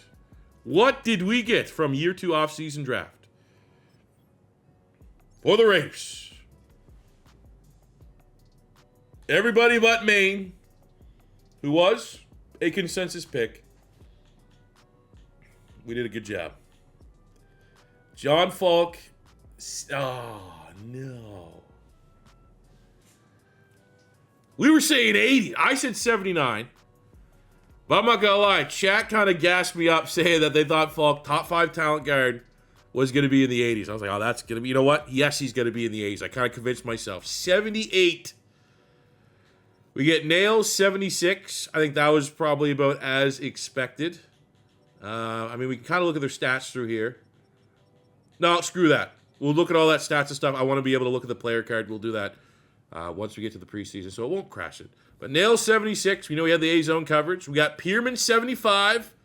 That was a contested pick. It was between Pierman and Guerrero. We traded, all the way up to get Guerrero. I'm glad we got Pierman. If we would have decided not to go Pierman, 75 dev trait, and just got Guerrero, 71 dev trait, be a little upset right now. We got Kitchens, who was our first second rounder, 74 normal. Not the end of the world. We got Younger, nose tackle cheese, 73 normal. We got Maine. I mean, it is what it is. We're not going to absolutely crush it every single time. There has to be outlier picks. I mean, he might end up being a prime candidate for the practice squad, and that's not the end of the world if a 6th, 7th round pick ends up there. And then we got Ruiz, who's soon to be a new name. 16th overall player in the class, 76 overall. So there are 5 players we got to go find just out of curiosity. So I don't want to mess too much because it seems like this is a very hostile section to be in franchise mode with crashes, but we do want to just quickly look at like the top tier players, and then we're going to go and look at some of the ones that got away and our own players. But Fleming, the top 5 corner that we wanted, went to the Rams.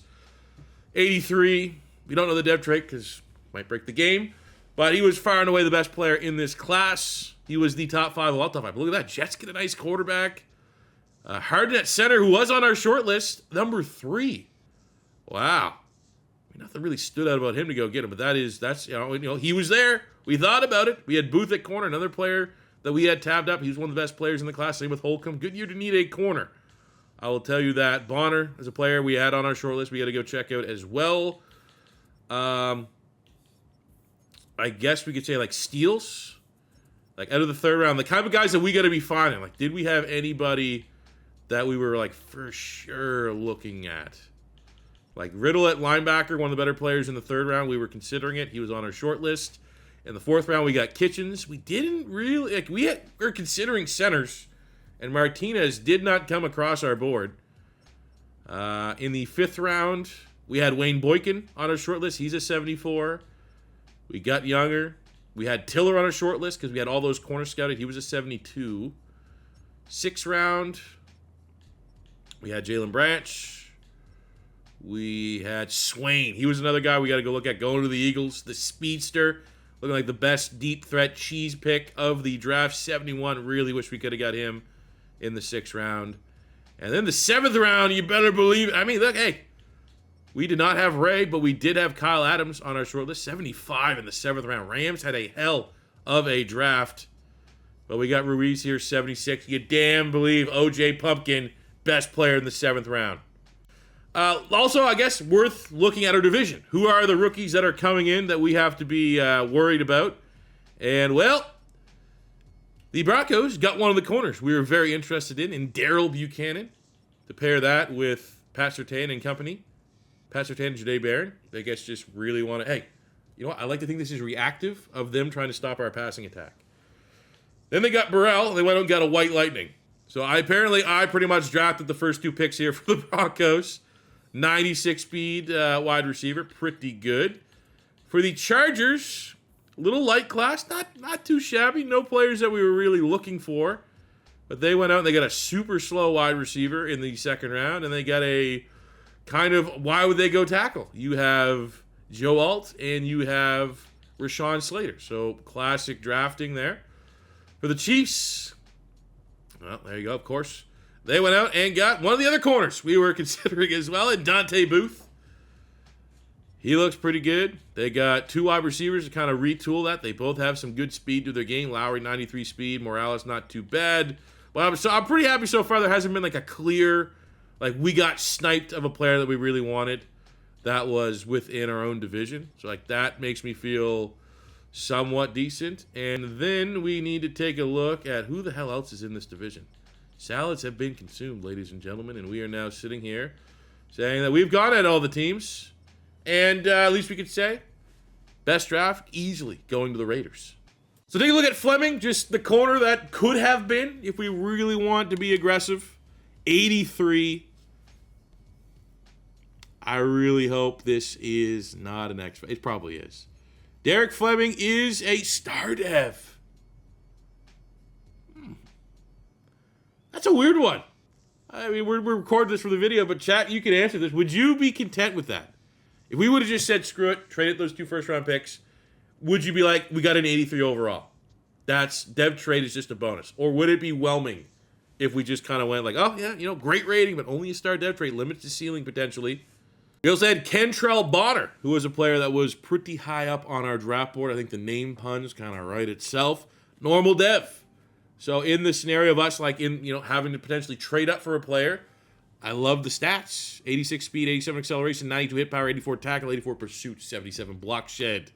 Good agility, but that is a normal dev. Womp womp. And even though we weren't in love with the rating after trading up to get Guerrero, I'm a sucker for dev traits over stats. All right, another linebacker that we liked was Cam Riddle because he had the insane speed, 91 speed. He had the 4.40, only a normal dev trait. Now, the bad news here is apparently some UDFAs were signed already because we're going to always go through and look through some of the UDFAs to see if we can find some star dev cheese. Baker was UDFA. That's why there's 0, he was literally just signed. So I didn't know that the CPU team still got like the first pick at the UDFAs because Barker, we're calling him Baker. That's, screw it. He's not on our team. We're going to mispronounce it. We're going to show him disrespect. He was on our short list, and we had some people in chat saying, go get him. Dev trade. That would have been, we're pretty happy with our linebacker room right now. But we were right. We found a UDFA with a dev trait. Now, the next one is more so, this is the guy that got away. We're going to go look at the Garcia linebacker on the Jets, because that was kind of like a decision there. But the one that was like, oh, shit, we just waited too long to pick him, was James Swain, the wide receiver. Would have led to add him. Fast, 6'1", 189 on the Eagles. Dev trait player. 93 speed, 97 acceleration, 90 jumping, 80 catching, 80 spec catch. Nothing crazy about it. I'm not going to lose any sweep, but that would have been we got a couple of those normal devs with our later picks. Would have been cool to get another hidden dev. And the final player that Shaq got a little momentum when we ended up going Guerrero was like Garcia's the better athlete. Dev trait. Great speed, 88 speed, 80 acceleration. But what is the dev trait? Because you are probably the only comparison player that we're going to have. If he is like a superstar, we better hope Guerrero's a superstar. If he's just a star dev, a lot less pressure. And it's only a star dev, so we can live with that. Now we'll look at our picks kind of quickly here, just because we couldn't do it during the draft scene. Falk, our first pick, 78. Maybe not as high of a rating as we would have liked, but when you look at the actual ratings, 84 strength, you got the 82 pass block, 82 pass block power, 82 pass block finesse, has already 82 awareness, which is, maybe in a way inflating his base rating a little bit, but he's a good athlete. And we got to trust. We got to trust the process that, top 5, that is going to be better than a silver. If that is a silver behind that blue question mark, I'm going to be a little borderline depressed, honestly. All right, now we went very heavy defense in this draft. We have Cam Younger. Not a crazy pick by any means, but I think anytime you get a 6'6", 330-pound player that's pretty consistent and that well-rounded of a defensive tackle, you are not going to hate that selection. Yeah, absolute beast. Now, maybe the most polarizing pick of the draft, we have Enrique Guerrero. Now, if you were tuning in live on the stream, last year, the stream picks were Shermanator at fullback, Winters at tight end, and Wilkinson at kicker. Those are the three that I was like, I let you guys make in the stream. And we looked at their dev traits. That's a kind of little spoiler that I let the people tune in the stream. We're going to do that with Guerrero for the stream only. If you're just watching this as a draft recap, we will all find out organically throughout the season what Enrique Guerrero's dev trait. But at least he had a dev trait. Rating was a little bit of wet fart. Kind of is what it is. Stats don't look too bad. And I think he did kind of redeem himself with the dev trait. Now at corner, we got two dogs. Christopher Kitchens, fully scouted. UDFA, first, second round talent. No dev trait. Didn't need to get greedy. But happy for the depth. We needed slot corners. We got two. And then we got Nathan Nails as the man that hopefully can help us solve the corner room. And just make it so that opposing teams' quarterbacks don't go 90%, 80% completion percentage. Yes, there's sliders. And I'm always trying to find the best sliders. I'm always trying to fine-tune the sliders to give you guys the best gameplay experience. What I want, though, as a rebuilder, is I want my patch, I want my sliders for stopping the opposing team's quarterback, is drafting unreal corners. And can Nails be that guy? 6'1", 200 pounds, a little bit older at 23 years old. 91 speed, 93 acceleration, 90 agility, 81 zone coverage. Now, we drafted him knowing that, I want that balance between Levy and Darian Porter right now are two outside corners. They are literally both top 5 in terms of man cover. I agree with chat. We had the argument come in. That's let's get some zone in there. That's what we went with Nails. We got the dev trait. Not a crazy athlete, but it's a good pick. And someone else highlighted in there. It was a weaker class. I think we made the most of it. And we are going to change the number. You are not Charles Woodson. We got Maine at safety. This was another kind of chat pick. Again, fun player. Decent speed, 86 kick power, classic special teamer. Kind of fits the mold of what we look for a hard-hitting safety. Not every pick can be an absolute stud. Our only pick of the class that was below a 70. And now we have Channing Pierman. This was kind of my pick.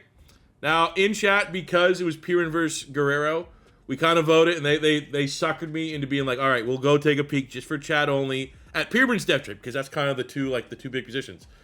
Unfortunately, because Nails had Charles Tillman number, we were in the edit player to move his number.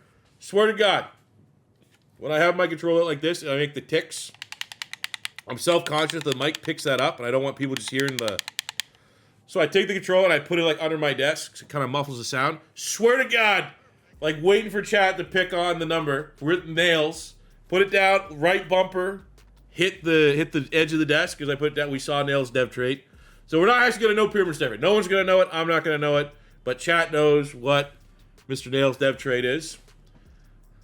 Let's, was it intended? But we got Pierman here, 75, hidden dev. Will the plan is to be kind of that hybrid linebacker. And he looks like he could do it, man. 87 speed, 91 acceleration, good coverage ability. Probably going to work on that man a little bit. But 85 hit power, 77 pursuit, 76 tackle. There is a chance that it could be growing pains, especially in run defense. But I think as far as the user is concerned, perfect. I don't know why I'm just putting this together now. He's the understudy Jamal Adams. Like I said, of just following the same path of Jamal Adams. Jamal Adams, safety, moved to linebacker. We're not benching Jamal Adams. We needed a linebacker to be a successor to Jamal Adams and to get on the field with Jamal Adams. Perfect mentorship situation right there. And that's Bo Jackson's number. So because you are a linebacker, we can get a little more creative. And we'll just go 49. I don't want to see your depth trait. And then lastly, we have the number 16 overall player in the class. OJ Pumpkin out of Notre Dame, our new long snapper. 88 long snapper rating. What you know about that? So we're looking just for UDFAs. I'm going to try to find some depth traits. We have Brandon Bernard. I did want to add speed with Swain And he's just kind of like the best athlete, UDFA. And it's, it's not Swain, but that's a name that rolls off the tongue. Brandon Bernard, welcome to the team. At least welcome to training camp. All right, this one's for chat, everyone. There was Pendleton was an elite strength tight end that went UDFA, and people was like, let's go get him. Some people were hoping that it might be X Factor. He doesn't, but you know what? We'll still bring him into camp. So we're looking here. We didn't really want to trying to find UDFA studs. The nose tackle cheese is a thing that, it's a thing. So we got Macklin. He's not a rookie, but a future starter. Future starter means dev trait. We got Matt Snowden here. Has a dev trait, but of course it's just nose tackle cheeses aren't necessarily the players that you want to hoard. However, ladies and gentlemen, Cade Bowden, X Factor, UDFA. I had to ask, what do we do, man? Yes, we signed Javon Dexter in free agency. And we were literally talking in chat that, if you're watching the video, it might not track. But there was a linebacker UDFA and a center UDFA that people in chat were like, go get them as a UDFA. And they were already signed. The linebacker went to the Patriots, the center went to the Falcons, and we're bummed out because those were rookies that had future starter, and it was like a bum out because if not, we would have easily got them and scooped them up first wave of free agency. So I thought all the good ones were going to be gone. What? Honestly, not too cheesy. Welcome to the team, bro. All right, so now it is time to wrap up the episode. We now have completed off-season number 2. We're wrapping it up. We have another just insane stream, guys. I very much appreciate the community that we have here. And it was always going to be incredibly difficult to top Raiders off-season stream 1. A lot of reasons. The first time we did it, first time I've streamed in a minute. A little bit more of the end, beginning phases of Madden. Insane stream. I'm not going to say necessarily we topped it because that draft class was all-timer.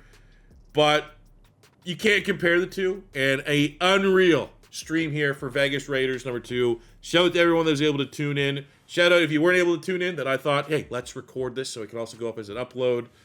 Looking at our team following free agency and the draft. On the offensive line, we have one new starter. We added Falk, one of our 2 first-round picks. He should be an easy day 1 starter. You don't even notice it. The tight end room.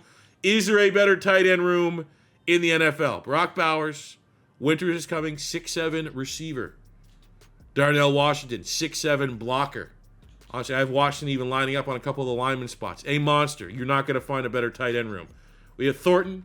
We have Big Mitch. We capped Jack Betch. And we went out and got Jameis and freaking Williams. 98 speed to pair with Thornton. Good luck, man. Just good luck stopping the running back room. You know what it is. The Shermanator, you know what it is. We went out and got 2 mentor quarterbacks. Memes. We're not even going to say what could happen for them to get on the field. I don't want to jinx it. But if they do, I think we're going to at least have some entertaining fun if something does happen to the franchise, Kyle Clary. Defense is where we went in the draft. And what we were able to get, this was a chat pick, getting Derek Hall. But, hey, end of the day, looking big picture at our roster. He's a starter at edge. It was a good call because we had that FU money to burn. We get Guerrero in the draft. That was chat pick. Now, maybe the true value was not where we wanted to be, but now we got a player we get to root for. We got the player we get to cheer for. We got Maxx Crosby with tattoos now. Let's get to up his aura. He's going to be an absolute monster. We got Pierman, 75, hidden dev, and he's going to play sub linebacker. He's going to play a little bit all over the place. We got Nails, who chat found out his dev trait unexpectedly, but he's going to come in and play nickel. And I think that's going to give us a secondary that hopefully will prevent opposing teams' quarterbacks for completing 85% completion percentage. We got Javon Dexter. I had to get at least a Florida Gator on this. And then that move got completely wiped out because we found a freaking superstar X Factor UDFA. And I said, everything's a learning opportunity. I think we found it from this class. If you're paying attention, taking notes, tackle blind picks at corner tend to be pretty good. That's just something I'm going to tuck away for all my future rebuilds. I don't know how this exists. What stands out about this player as one thing for me to remember down the line? Outside of the fact that he's just nose tackle cheese, and I should assume he's a good player. But even then, nose tackle cheese, they tend to just be all mid 70 rated players. He's on the low end for nose tackle cheese at 67. So what the hell makes this guy a superstar X Factor. The only thing I can think of is maybe he had a draft story that I did not pick up on or something crazy like that. But the reality is, like, this is kind of a nothing. Like, there's not one thing. Like, that 85 strength's not good enough to pop like an A grade. That tackling's not good enough. Maybe the acceleration would help a little bit. I think this just might be just a rant, like an anomaly. But I'm happy that anomaly is on our team. And we have obviously our special teams. Kicker, punter on point. Great long snapper, OJ Pumpkins. Specialists, this is how I'm thinking. We're going to have Kirkland, Dexter, Bowden, maybe go there. A lot of sub-linebackers, Pierman Adams, Nails in the nickel, Hall, Crosby. We got Jeanty doing pretty much everything with Big Mitch in the slot. This team here, not going to say it's Super Bowl or bust, but we're going to be one of the better teams. And I am absolutely excited to see it. Get out there and rip the football around. What kind of damage can we do offensively with Jay? Like, even with that crazy draft, even with just finding that X Factor, I still think that silver boy right above the webcam, that could be the tipping point. Adding Falk up front, giving us more time. It's a full year with Kyle Clary as the starter. And now we just went out and was like, hey, you remember how Dante Thornton was like unstoppable? Height, weight, speed. We went out and literally got the second fastest wide receiver in the game. Let's see what can happen there. So I cannot wait. It's Friday. Tomorrow, Sunday, is going to be North Carolina Rebuild, Episode 2. Sunday is going to be the cut-up of this stream, the video you're watching right now. And I think Monday after supper, we will have Raiders. Season 3. Let this team hit the field. We'll get 4 games in. Come check it out. Thank you, everybody that stopped by in the stream. I will say maybe the one spoiler I got from the stream about future streams is obviously we're always going to be streaming the off seasons. Because this team is so good, I will, whenever it happens, because it is going to happen, but whenever it happens, be it year 3, year 4, year 5, year 6, year 7, when and if we make a Super Bowl, that will be a live stream. We'll get all dolled up. You know what that means? And it will be a live stream if we can make a Super Bowl. Because, I mean, either we're going to win, and it's going to be the epic finale, or I'm going to be literally dressed up like I'm in ICP, and we're going to fucking lose the Super Bowl, and I'm going to lose my mind. It's going to be a good time. That will also be a stream that I'm going to tie to this franchise. So, yeah. But thanks to everybody that tuned in for the stream. Shout out Dravens for the 10 here in the X. Hey, he gets a video shout out. Dravens with the 10. Thank you for the stream. Thank you for tuning in, brother. Appreciate everybody coming to hang out for almost 5 hours here today. Let's go, man. Thank you guys very much. That's all I can say. Thank you very much. Until next time, with your boy C4. Say peace. I love you. Have a good one. Like, subscribe, all that cheesy YouTuber stuff. Smash that like button. Bye.